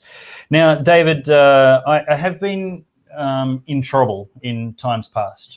Been the subject of fierce criticism and accusations, because I've been caught in photographs with people who've had perhaps misconstruable, unfortunate symbolism and acquaintances. There are some people out there, believe it or not, who are not entirely sincere and not entirely civil, not entirely wanting to engage on the substance of topics, and rather character assassinate people that I'm seen with, and therefore me, guilt by association. And I can't help noticing you somewhat proudly displaying the white supremacist symbol of a Dr. Seuss book in your background. Tell me that's... I thought you were going to say the British flag. No. Tell I can't believe it ended up there. I thought I tidied everything away. No, actually, about 20 minutes before we came on air, I said to my kids quickly, "Oh, let's get some Dr. Seuss up there. Let's get it up." And I said, "We got any Dr. Seuss in the house?" And that was the best one. Actually, it was either that or Fox in Socks or what's this bad boy? 1, 2. Shocking. That's a good one. And then finally at the back, oh, the places you'll go, especially into jail if you read too much Dr. Seuss to your kids. No, got it up. The irony is we were chatting. My kids were like, "Why?" And then one of them went, "Oh yeah, because the Dr. Seuss has been banned. And what's it been banned about?" And then I'm so proud of her. My 17-year-old daughter, whose mum is Chinese, and whose dad is very pasty white, as you can see, and who embraces her inner Asian thoroughly and loves it. When, "Oh yeah, some of the characters in one of those books were too Chinese," and everyone got upset. And I think her next words were like, "What idiots." So she wasn't mortally offended, although one bit of me is disappointed because I could have found a good lawyer and probably got some damages for the unintentional harm that Dr. Seuss had caused my daughter. Yeah, well, yeah, definitely. And it was a self-banning. Yes. It was the Dr. Seuss family publishing company. They're just not publishing these 5 titles that have these images that David was just talking about in them. So yeah. Now, like we laugh, don't we? But actually, the fact that they self-censored before there was any great hue and cry just shows you how powerful now the cancel culture is. That you would self-censor. That is quite terrifying, isn't it? Or alternatively, just shows you what a grip some of this nonsense has got on people. Yeah. Well, also, I mean, my kids are also half Asian, David, and they, I mean, you look at these images in the book, the Chinese caricature of the Chinese guy with the chopsticks and the bowl and the traditional Chinese outfit on. It's like, what's offensive about that? Are you insulting? It's an insult to Chinese culture to say that you can't draw a comic. And of course, these were written in a day when the nations were different from each other, when we all hadn't become Americanized by global media and the machine of Hollywood, and the internet and travel wasn't as easy as it was. And there actually were cultural distinctives about all these people. They were accurate, not... Well, I lived in Hong Kong for 16 years and we still use chopsticks, all right?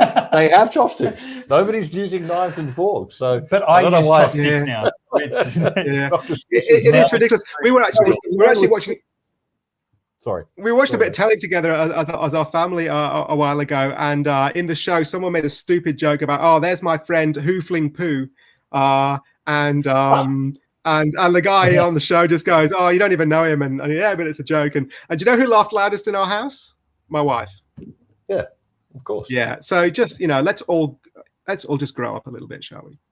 And the irony of this, of course, was that Dr. Seuss, the man, was a lefty. He was incredibly on the side of, today we might be on opposite sides, except he was back in the day sensible. And for those who are not familiar with the distinctions I make, there's a big difference between a lefty and a leftist. A lefty is someone who just has a slightly different philosophical bent than me, but a leftist is dogmatic and radical about it. And I'm not trying to be conservative. I'm just trying to be right, not right wing, but as in correct. And if I'm wrong, I'm grateful for the correction.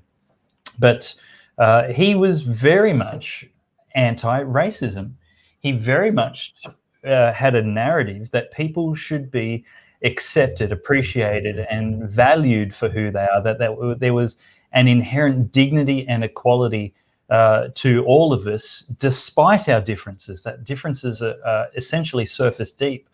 And so, yeah, it's so unfortunate that they feel that that message wasn't clear while embracing the differences that we have. What have you got there? I'm just looking at the images that are so offensive and hurtful. And there really isn't anything in any of these images, as far as I can see, that is in any way sort of negative. They're stereotypes in some cases, but so are the images of the, Englishmen in top hats.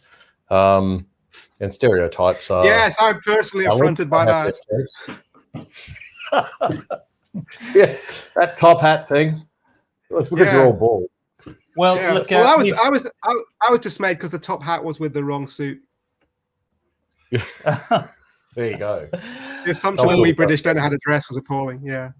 Hopefully we are minutes away from Robbie Katter joining us. And in fact, I've heard him just join us now.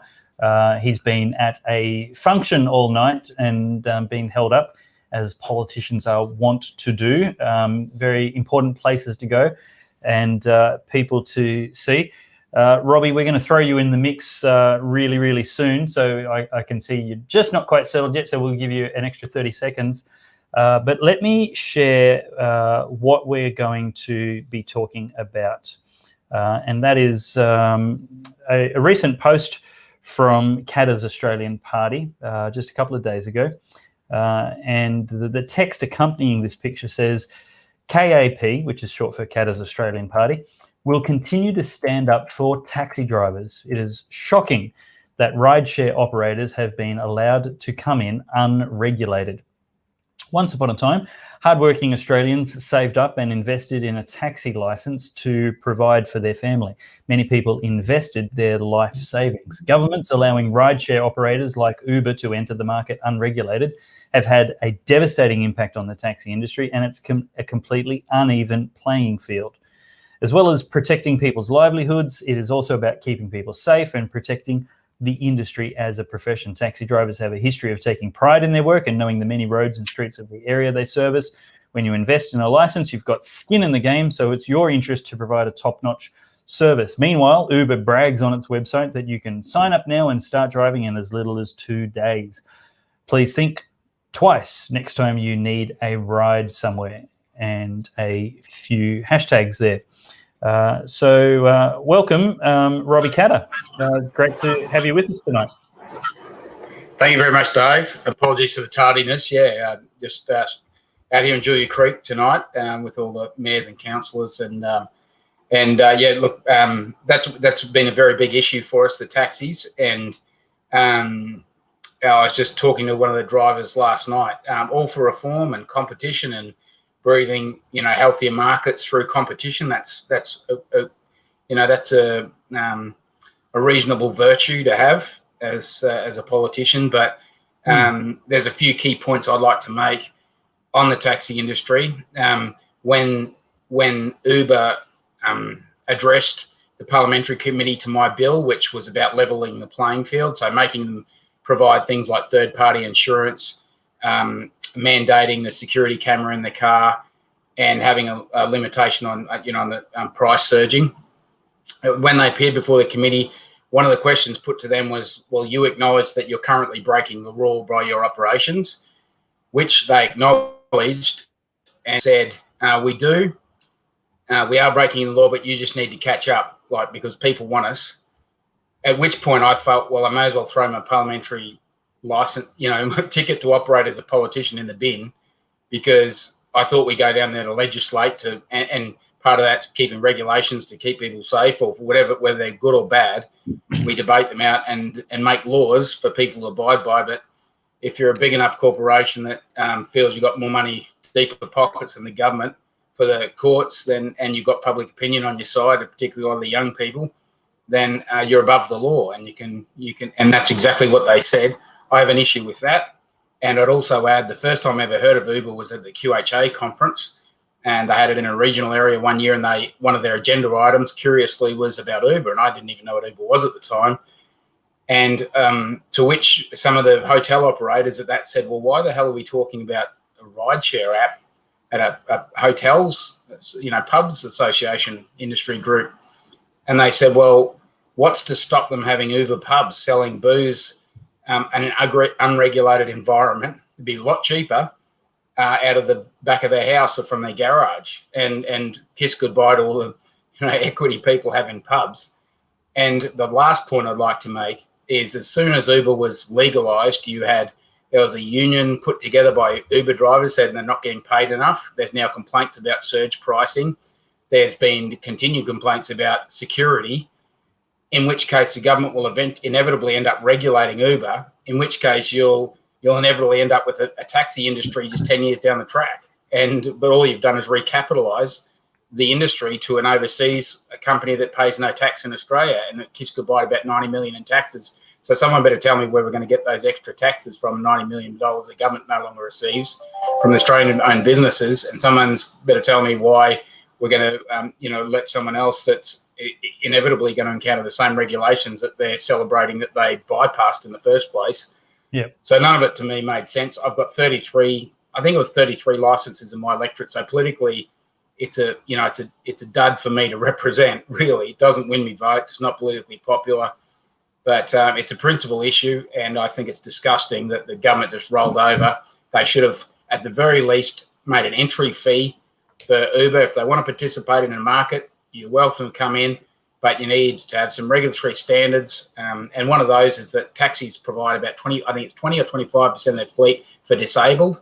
There's no such regulation. There's no regulations on Uber. So we're now trying to find alternate means of transport for a lot of our less fortunate, disabled, elderly, because a lot of those maxi taxis and disabled taxis aren't there now.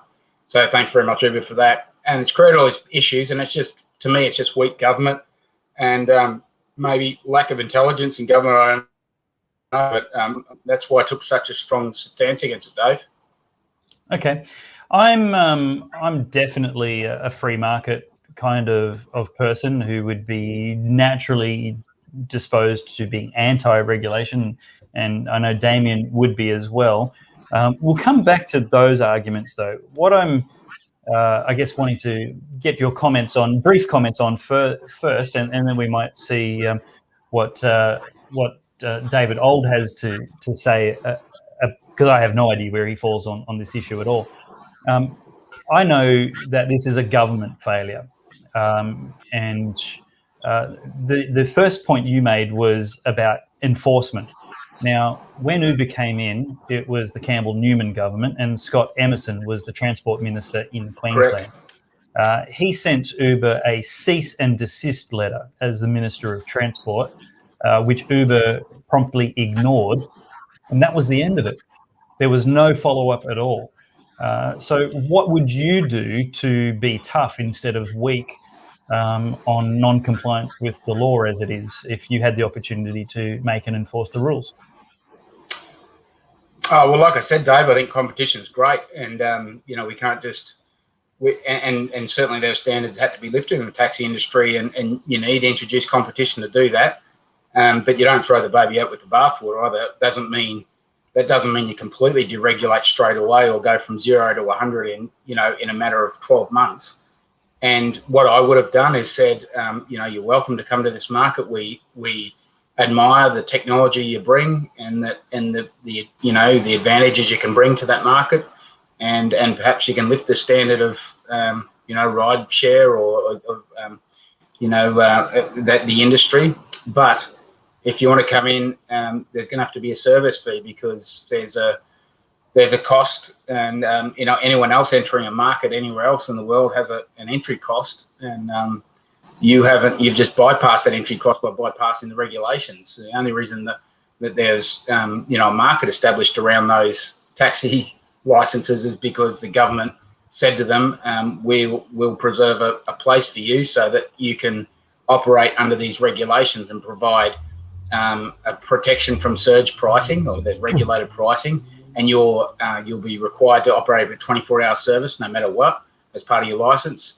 You'll be required to have 24-hour rolling security checks on your drivers. You'll be required to have a mandated security camera in every car, those sort of things. But so if my bill that I put into Parliament legislation was about really just trying to level the playing field by saying, well, you're welcome to come here, Uber, but if you're going to do that, you must have guarantee people you've got third-party insurance, which they couldn't, and you must guarantee people you've got a security camera, because most people are accustomed to that, and the customers aren't making fully informed choices because they don't really know that they've been shrouded in the security of having those regulations there. They're not that well informed, which the definition of the economic definition of it is having the participants in the market having that information. So if you don't have a well-informed consumers, they're not making well-informed choices. So they're supporting this one just based purely on price, but they're not realising that security cameras were put into taxis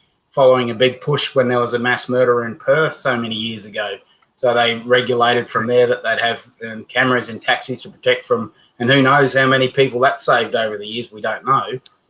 But I think we would appreciate the fact that that was regulated and mandated, but that's not mandated anymore. And there's still security measures in Uber that are good. But I just can't get away from those things were put there for a purpose, a very deliberate purpose.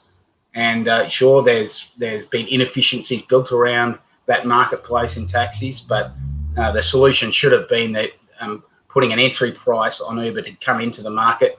I think they said they recapitalised some $2 billion worth of taxi licenses, so maybe 500 million of the compensation package to taxis should have been put back as a price tag to Uber, who I think they were a capitalised value of 90 billion.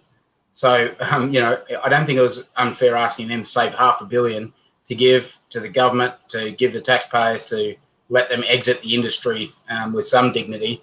And we've seen suicides from a number of taxi owners who have just put their servant into it. That's a fact. So I think it's very poorly handled. It's handled from immature and perhaps a scared government that just wanted to be popular with the people. Let's head to Sydney and ask one of our Mexicans, David Ould. What's your thoughts on the whole Uber versus taxis regulation? What a fascinating conversation. I've got to say, at the start, when I first heard that we were going to be talking about this topic, I think, Dave, I was very much with you. I'm a freedom man, and so the idea of a free market very much appealed to me. There's something quite exciting about disruption into markets. I mean, what we're doing here tonight is essentially much the same thing. But listening to Robbie, I feel myself pushed back a little bit in the opposite direction. I think I'm not persuaded by everything that I hear. I'm not sure the insurance question is quite as big, or maybe I don't know as much about it. I do know now when I'm buying my car insurance, they're asking me whether I'm using my car in that way. In terms of the knowledge of the streets that these guys have, I worked for many years in London, where the cabbies were famous for the knowledge that they have to have, but quite frankly now they just punch it into the GPS, right? And it takes them there. I'm not sure that that's any more a distinguishing factor. We talk about the regulations that are in place. I just wonder if they are maybe some of them outdated. I can see the need for safety, but I wonder if there's other ways to ensure that. But I think what I'm intrigued by is this idea that the customer is not well informed. One answer to that is to say they're not informed about some of the risks and then legislate about all the risks. I wonder if another answer is to make sure that the customers are better informed about what the difference is in the product that they're getting between a taxi driver and a rideshare drive, and then still make their decision based on that. That puts me back in the free market situation again. I just fear, I get the sense there's some truth to what Robbie's saying. There's something there that really needs to be grasped hold of. But I wonder if it's just we're at that point in history where time has come for the taxi industry and the rideshare guys have really just disrupted this in an incredible way. And actually, ultimately, 10, 15 years down the track, we'll look back at this turbulent period and say the consumer won ultimately because of it. Now, I know that means that some people are going to be out of a job, and I appreciate all that. And I think, there are moments where the government sometimes steps in and looks after people as an industry collapses. And maybe there's a place for that. I don't know, but I just wonder if part of it is we just got to go. Maybe the time has come. I've got to say, I haven't taken a cab in years. I've taken plenty of Ubers in the last couple of years. And I don't think I'm dumb. I don't think I'm uninformed. I know you're not saying that I am, but maybe we're just there, and it's sad, but it's just the reality of the market that we're in. Yeah, I think Uber had a lot of trouble in a lot of markets worldwide when it introduced, and they had massive protests in Paris from taxi drivers, in the UK from taxi drivers. I was living in Hong Kong at the time. They couldn't get a grip in the Hong Kong market because taxis are cheap in Hong Kong. It's a small city with a very dense population, so it's very easy to get a taxi and get around very quickly. But most importantly, and this is where I disagree with Robbie, the government of Hong Kong wasn't rent-seeking. We have had a hideous situation in Australia for decades, where the taxi industry has been one of the worst examples of economic rent-seeking. Economic rent-seeking is when you set up a barrier, you create an economic barrier of entry that's false, that's not actually in the market for a reason. So it's different to things like having requiring certain safety things, or requiring security, or requiring insurance and all of that sort of thing, which I fully, it is the role of government to develop the playing field and keep the playing field fair for all players, and all players should have to play on a level playing field. What needs to happen here is not for us to punish Uber or charge Uber for coming into the Australian market. What needs to happen here is we need to regulate Uber to the same way that we regulate the taxi companies, and we need to give back the money that the government stole from those individual small businesses that set up taxis, because it is, rent-seeking is a form of theft. I'm a classical libertarian. Government has no right to take that money or to put up a wall or a barrier around this industry.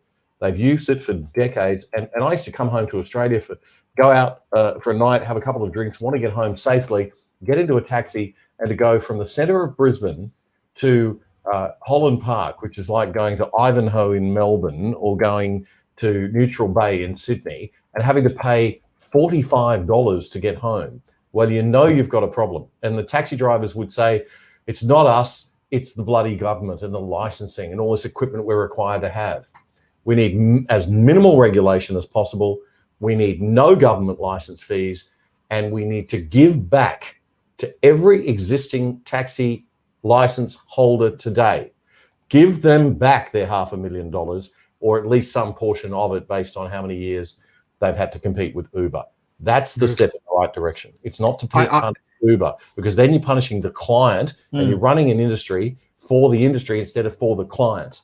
And so as free marketeers, perhaps we're complaining about not just restrictions on the free market in the future, but actually looking back and going, that's been the problem in the first place. Hey, Robbie, can I just say, mate, as the panel moves against you on this, and we all seem to be disagreeing with you, one of the original questions that I had in my head was, how many guys are there actually with licenses? How many will this affect? Because I wanted to get a sense of just how big the issue is. But can I just say, you answered that from the side, which was to say there's limited number of guys in your constituency, so it's not a political vote winner. Can I just say, as I heard that, I just went, oh, gee, how good is it to have a conviction politician who is convinced on a principle of the matter, and you're doing it not because there's votes in it, because you're genuinely convinced some people are going to really hurt from this and you want to look after them. Can I just say, even as on the principles of the thing, I'm kind of just going, I don't think I'm with you on the argument. Can I just say, that is just refreshing. I want to encourage you in that. Keep looking after your constituents. If we had more MPs like that. If we had more MPs like that, we'd be a much happier place. Yeah, well, at least it gives a bit of contrast in the debate, I guess. In fact, I'm not so sure. Those last comments, I'd probably agree with just about all of them. That was my position precisely, was that I'm not against competition or disruptive technology. I'm not a Luddite, but I felt, and I'm not familiar with that term, that rent seeking, but that is exactly the basis of the class action that my father put on behalf of the taxi industry, is that you can't create this industry artificially and then rip it away from them at the same time without compensating them.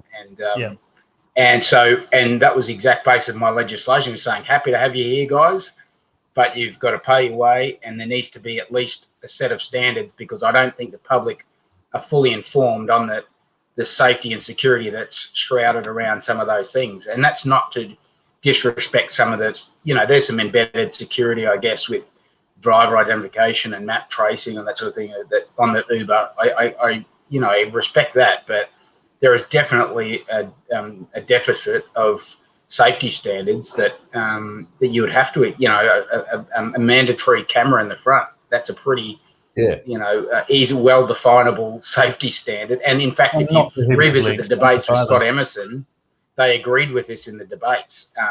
In fact, it's a pretty peculiar thing in Queensland Parliament history, but there was a lot of disruption that night, and there was confusion. It was a hung Parliament, and my bill most clauses got voted for.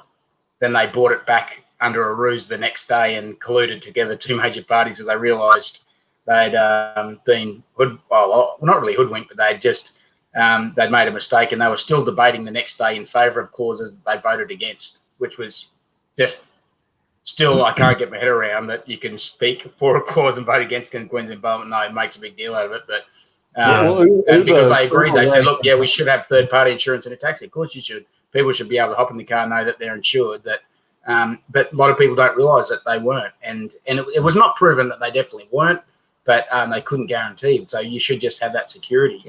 They're pretty sort of, I thought, pretty uninterventionist sort of clauses I put in there in my legislation, but it still didn't get up. And look, I'm probably a lot more tuned into these principal issues because I live in a regional area, and where you have market capacity, free markets work a lot better. But often we're the losers in those policies, and I often say Australia or Queensland's way too big for one set of laws or policies, and all too often we're seen as we become an inadvertently negatively impacted by a lot of these policies. So I've always I'm always on the front foot with those sort of things, I guess, because look, every town, and it's quick to explain, every town and city in my electorate is projected to decline over the next 10 years. So I'm sort of fighting for survival out here. That's why I guess I'm pretty serious about all this stuff. Yeah. Look, I think the problem I have is actually with some of the wording. I agree pretty much with what you've said. So everything you've said tonight, I agree with. I think I don't mean to be too universal, but the conclusion of there's a problem outlined in this picture here. Taxi license values have been pushed over a cliff. In 2014, on average, taxi licenses sold for $500,000, certainly the value of a home.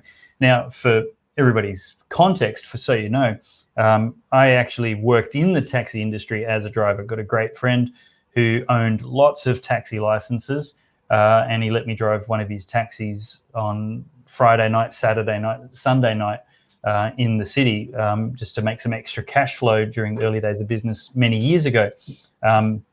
So I have some immersion and some experience in there, just for a bit of context. Now, in December 2020, after an average taxi license being roughly the same value as an average house, 3 taxi licenses sold for $3,000. That's basically $1.5 million reduced down to $3,000. It's ridiculous. Now, the conclusion of the picture says this is what happens when you allowed rideshare operators like Uber in unregulated. That's the bit where I disagree. I think this is what happens when you allow government to excessively interfere in the free market and economies, which they should be keeping their sticky noses out of. Now, taxi regulation was a good idea originally, and that was World War II. And it's been that long since it was a good idea. The purpose of regulating the industry back then was to create jobs and employment for those diggers coming back from the war who were unemployed. And the way of the nation looking after them was giving them jobs instead of giving them handouts. But that then became a saleable, inheritable, transferable, valuable asset which appreciated in value, so on. And it stopped being about helping people to create an income for themselves. And the government artificially created scarcity, which created this value. And at the end of the day, it shouldn't even take 2 days to become a driver. You've got GPS, there's some basic laws. If you've got your license, maybe it should only take 2 hours. And so the value actually isn't in taxi driving itself, but what the government's artificially created. To my mind, it's government interference that has created this problem. It's the government, not Uber or consumers, which owe those taxi, because they allowed this mess to come on. This should be a cautionary tale for governments. Stay out of the market, stay out of the economy as much as it is within your power. How would you, I don't mean to put you on the pressure for some amazing, innovative economic policy right now, Robbie, but how would you have, I guess, avoided that, if you even agree that that was a problem that was entirely the government's making in previous decades? How would you have maybe gotten the government out of the regulation market and made it a lot more freer and liberal and let the actual market licenses instead of artificial scarcity? Look, that's a very good question. I don't have a very good answer for that. I said to you at the start of this conversation, I'm not against, I'm not a Luddite. I'm not against invasive or progressive technology disruption. That's healthy. It's healthy to improve. And what a wonderful thing. You can improve efficiencies around transport. I'm sure it's still got a long way to go. So I'm not sure how you get from A to B. I am against governments collecting revenue on those licenses, protecting that space. I would offer this in response as an analogy. It's not a perfect comparison because there's a lot more permanency about building a unit. But if someone, let's take, in Sydney, there's 2 blocks of land out of Penrith, and there's a developer there on one side of the corner that builds a 6-pack under the regulations and the council codes and uses the building materials under the building codes and the natural lighting codes, to which everyone's voted for, right or wrong, that everyone's insisted they want these building codes to get the environmental standards and whatever else. And then another builder across the road bypasses all those, doesn't get any approvals from the government. But he's a good builder and he uses adequate materials and he's got a good reputation around the place. And he's got, a follow-up app there where people can say, yeah, I bought his units before, he's a terrific bloke. People would have to ask themselves the question, they're happy with that scenario, because I think that's not a bad like with like. Because that's what we're suggesting is moving away from those regulations that they have a purpose, and some are good, some are bad, and I'd be the first to say we are highly overregulated. I mean, that's what we stand to try and, I definitely wouldn't describe us as libertarians in our political party, because I don't think that can coexist with being a champion for regional country areas. But the idea of trying to bash out regulations, I often find myself in that position, and there's so much unnecessary regulation put into so many aspects of our lives. But there must be a place where and if I could offer one last good analogy where I think it's the same principle at play, a 7-day trade in Mount Isa, where I come from. It's a remote, isolated community, heavy Indigenous population, not a lot of services there, but the large supermarket chains keep swallowing up all the retail trade in Mount Isa, so there's less and less owner-operators in the place. It's getting harder and harder for owner-operators to find a place. It's not there's not a large critical mass out there of consumers, so there's not as much fluidity in the market. There's not sort of one shop closes down and someone else moves in. It's actually pretty fragile, and I'm often fighting, and much to my disbenefit as a politician, because all the young people say we want 7-day trade, and I think you would want 24/7 trade if you could get it. Like, there is no pleasing the consumer's appetite. You can put an open Kmart, but do you like having a corner store? And the same people that complain about Coles and Woolworths not being open 24/7 will say, well, it's terrible in Mount Isa. We have no corner stores. And that's the same what I'm saying about educating the consumer and saying, all right, but understand your choices will have a long-term impact on the livability of this city, because a lot of the Aboriginal people that don't have a car will, they walk to the shop, and that they benefit from that. A lot of your grandparents, the older people in town benefit from having that. And they would be the first people to complain in 10 years' time that there's only 2 or 3 shops to visit in Mount Isa and there's no shopping experience. So that's what I'm talking about, that I don't mean to be disrespectful to consumers, but as politicians and commentators, we have a lot more time to ponder and think about the long-term consequences of these things. And that's where I think you could make the criticism sometimes government intervening, but I would certainly argue that in places, particularly in regional areas, that some of those things are just not some of those policies are not a good fit, and they have inadvertent negative consequences that a lot of people don't acknowledge.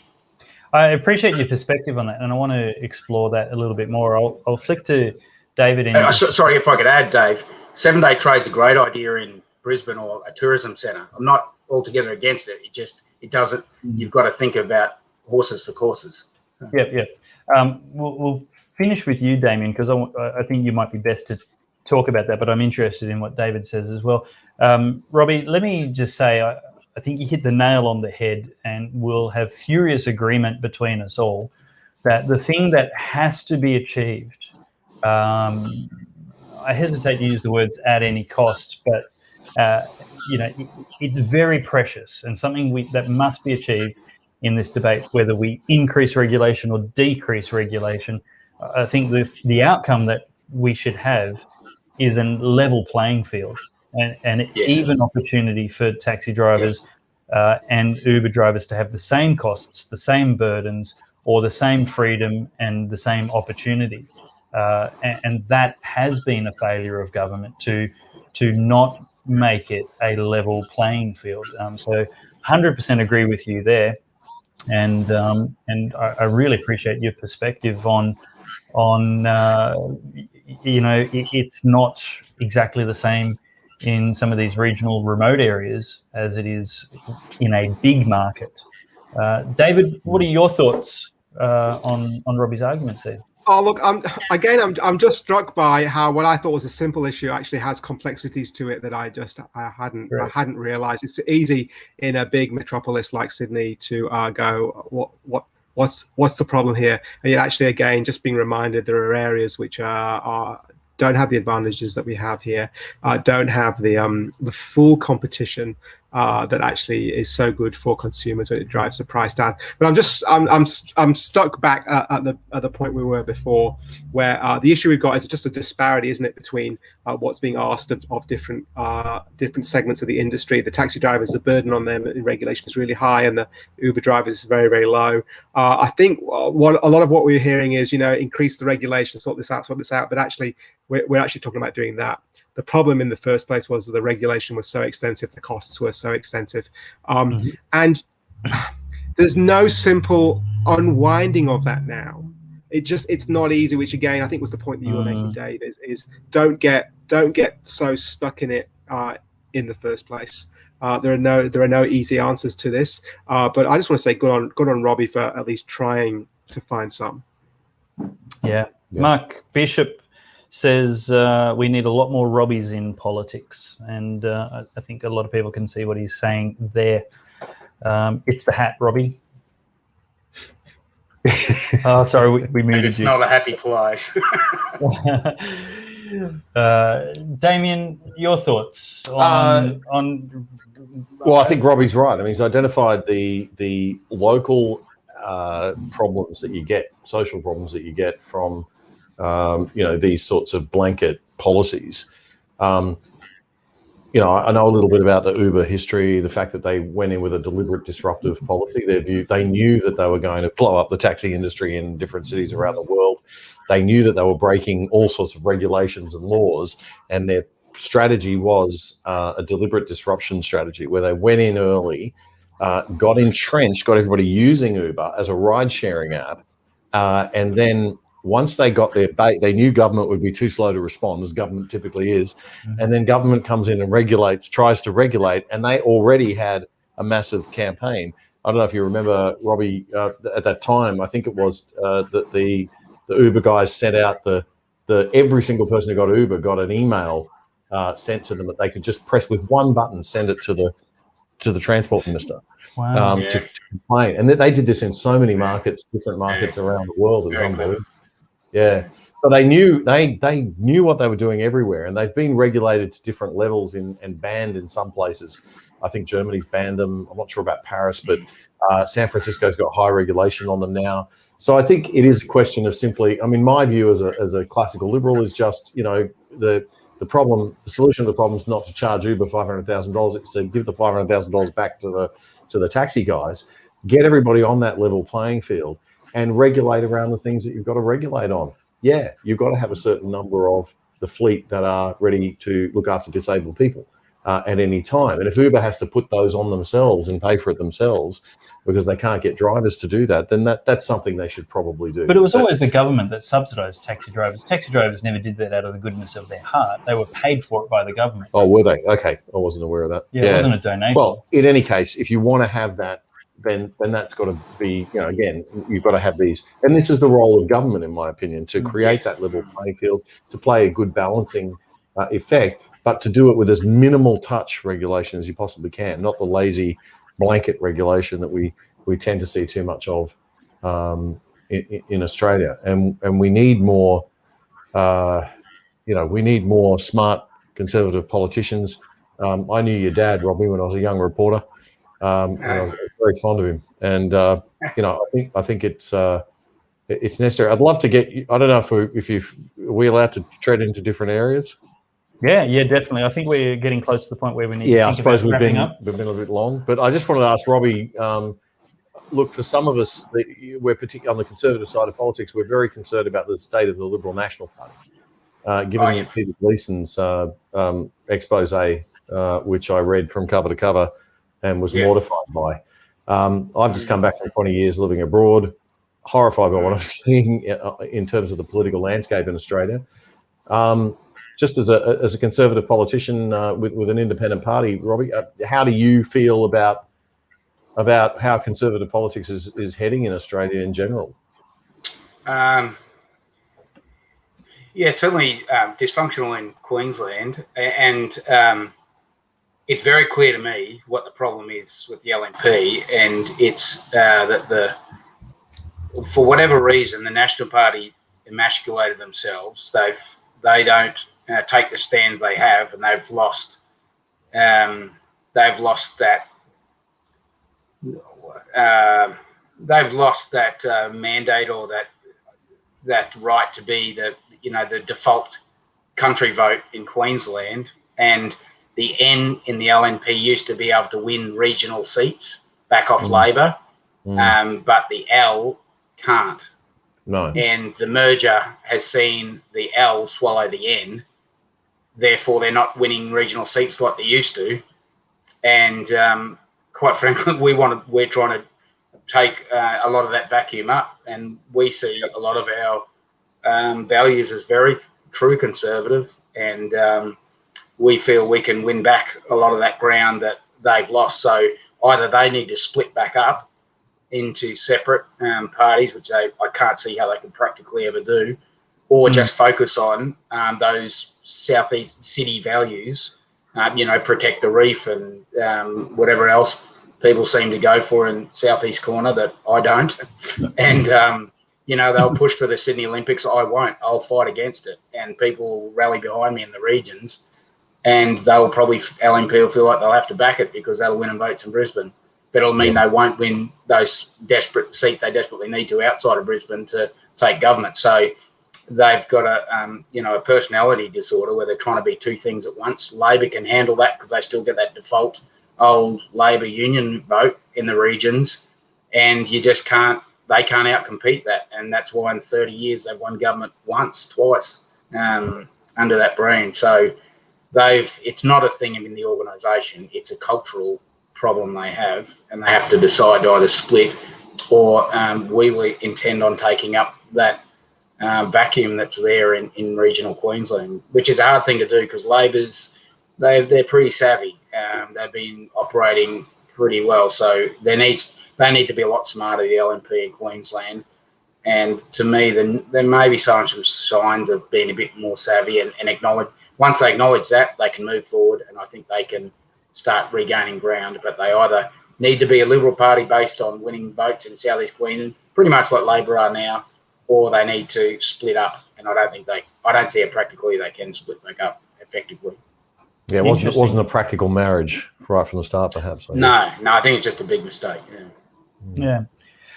Well, I want to switch to another topic to wrap up the night, and that is the Human Rights Children Born Alive Protection Bill 2021, which our fellow Good Source commentator and contributor George Christensen is putting to the federal parliament. And I will give the gentleman a chance to say something about this, but really this is just for the benefit of you, the viewers at home, to be involved. You're sick of seeing society go down the drain and the Marxists make us ever more like, a horror show, a dystopian nightmare of society. Well, this is one of those things where it's such common sense. It beggars belief that it's not already the law, not already the case, or that you even need to make a law to tell people to save the lives of babies born alive.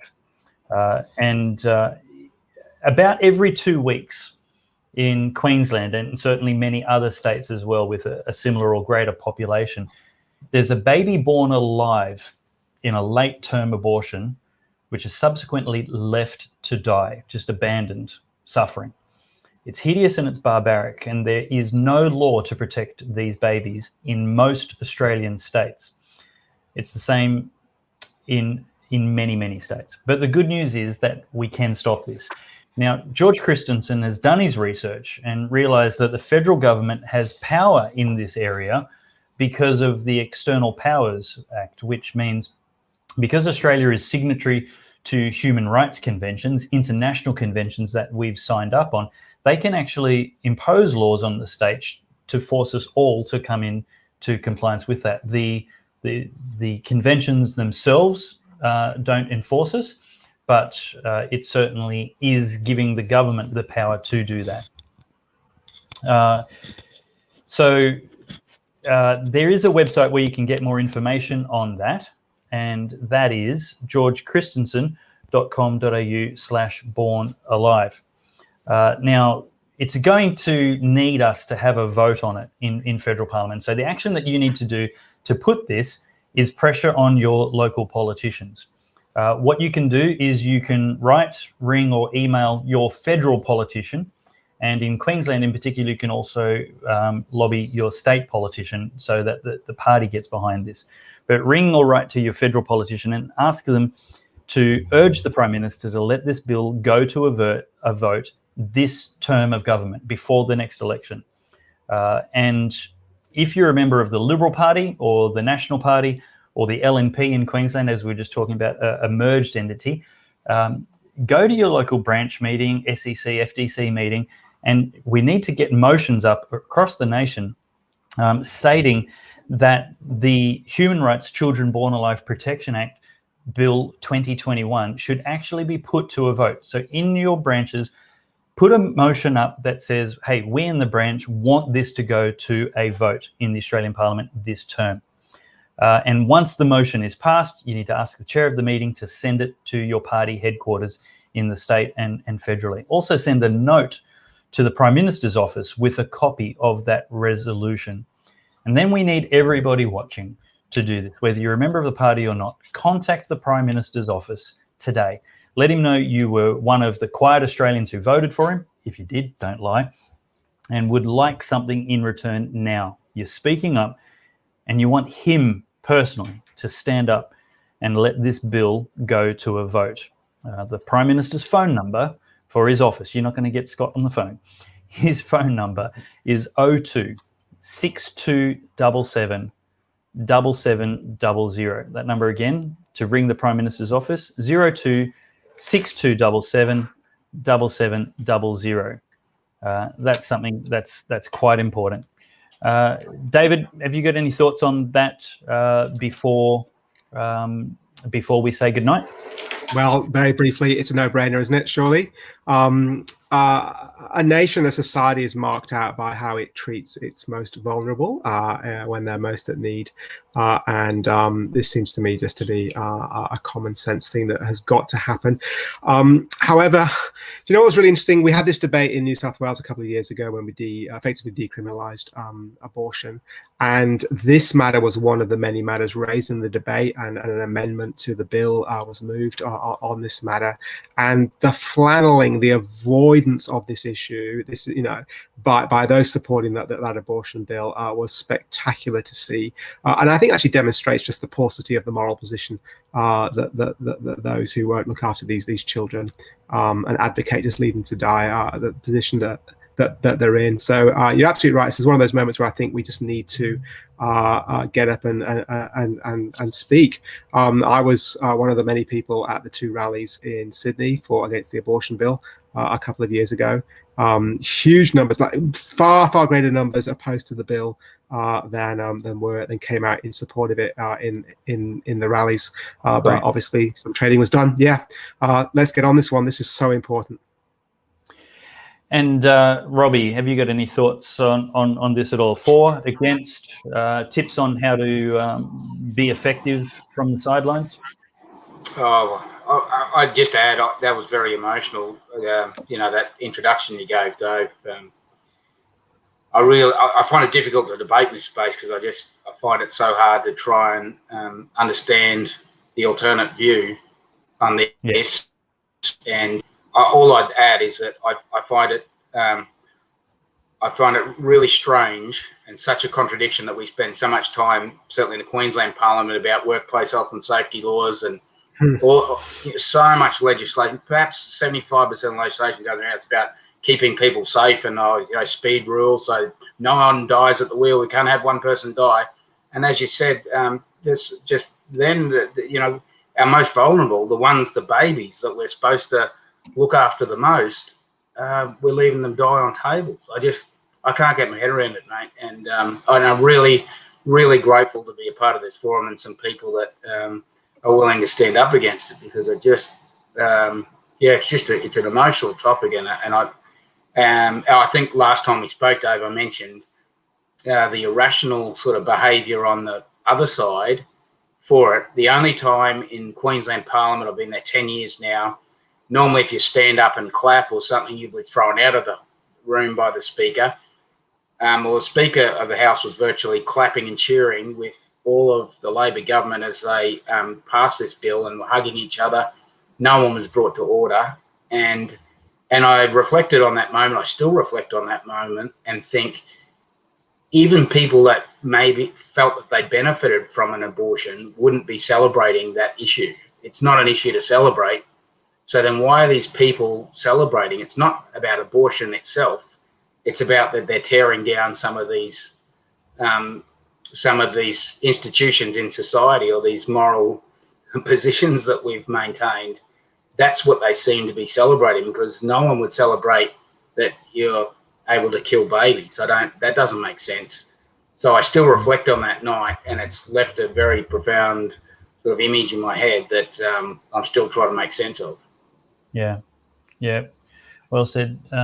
Damian, any thoughts yourself on taking action on this? Oh, look, I think it's about getting the message clear and explaining to people what that means and what is actually. I think anybody who hears that late-term abortion babies are being born alive and then left to die cannot see that as an acceptable state of affairs in any way, shape, or form. So whilst I still remain somewhat confused over the question of early term choice, I'm a sort of a funny one on this because I have absolutely no question about late term.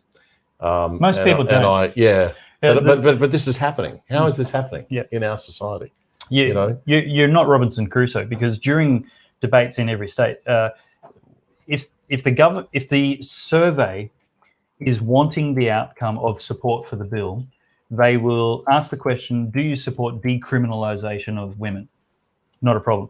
If the survey is honest and wanting to gauge people's feelings about abortion, they will ask a question like, do you support late-term abortion and sex-selective abortion and abortion, zero counselling for women? And most people, the overwhelming majority of people, are like you. Whatever position we held previously, for or against, we've got zero tolerance, most people, for this late-term abortion nonsense, which some people say doesn't happen, is a non-event, but it's on the record in the Parliament, in Hansard, and that's a nonsense. Of course it happens. It happens far too often. And what I want to know is if Scott Morrison is going to let this be voted on in the Parliament and seek to make this obvious law legislation. Because what's wrong with him if not? Like, where's your spine? And the answer to that question is you're his spine. We, the voters, need to speak up with an irresistible, unignorable, not quiet Australian voice, and say, this is what we require from this term of government in Australia, and no less. I mean, there's so much more that I want, so much more, but surely we can achieve this. Surely we can you would say, think. And what Robbie said about, the idea that we're celebrating some sort of, when we talk about abortion, or we're talking about, pro-choice, that you would celebrate. I mean, there's just something, it's not humane. There's something not quite right with that. Abortion is something that you would do with deep, deep, deep regret, even in the early stages. And that's true. Even if you're pro-choice, even if you thought, okay, there's a serious, reason for this, or you don't believe that life begins at the point of conception, or you think it comes slightly later, you still would not be championing or happy that certainly not the way Jackie Trad was. I missed that happily. Robbie was just talking about how there was total breakdown of the normal parliamentary discipline to there being. I did hear that. What he was saying about I didn't realise it was Jackie Trad, cheerleader in chief of the pro-abortionists, and the speaker at the time that you were referring to. I don't know who was the speaker for that. Sorry, Robbie, we'll unmute you. Say again, who was the speaker?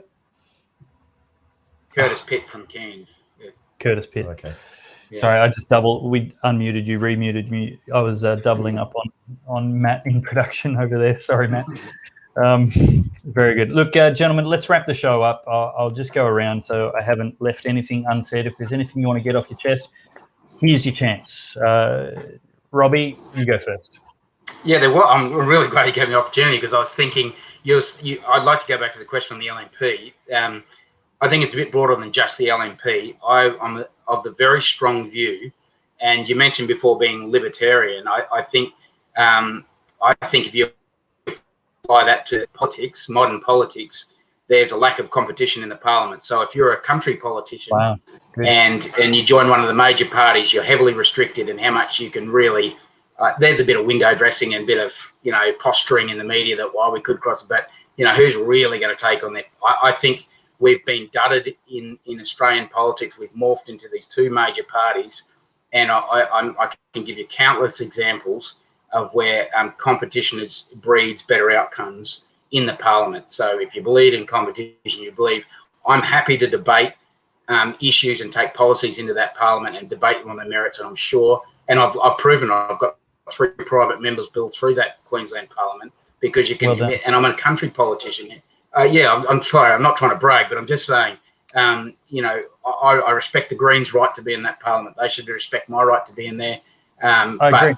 Backbenchers and others should be empowered to follow their conscience, and I think we would all have better longevity to the bills that pass through, so regardless of which party gets through. And I think that's a real problem in modern politics, is that is the diversity in the parliament.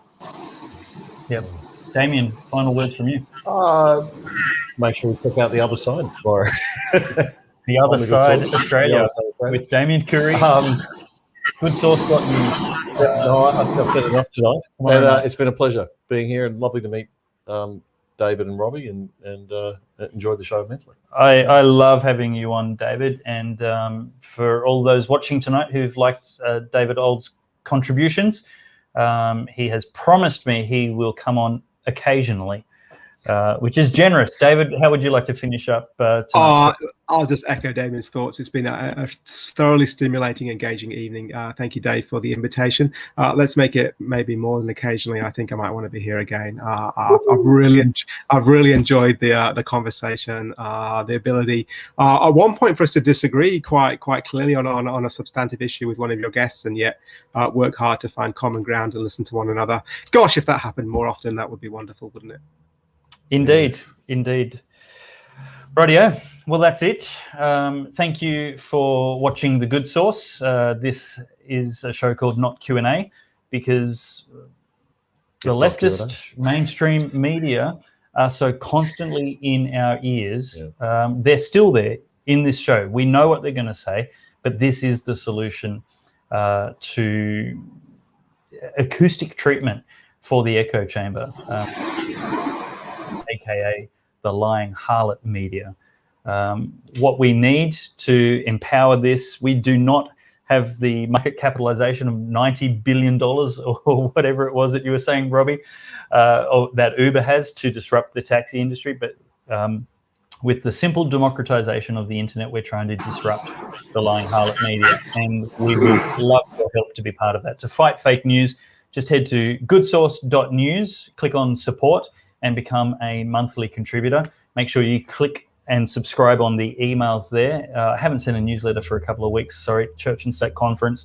But you know what? If you become a supporter, we might be able to get some administration help in the office and keep you up to date a whole lot more regularly, produce more content, and you know, encourage more independent voices to not just write articles, but to also make videos and podcasts to make sure that you have an alternative, honest, and free market solution to the big tech and big media powers in Australia. And a more informed and intelligent voter will hopefully result in a better government and better future for our kids. This is The Good Source, and I'm Dave Pellowe, and we will see you next week. Good night.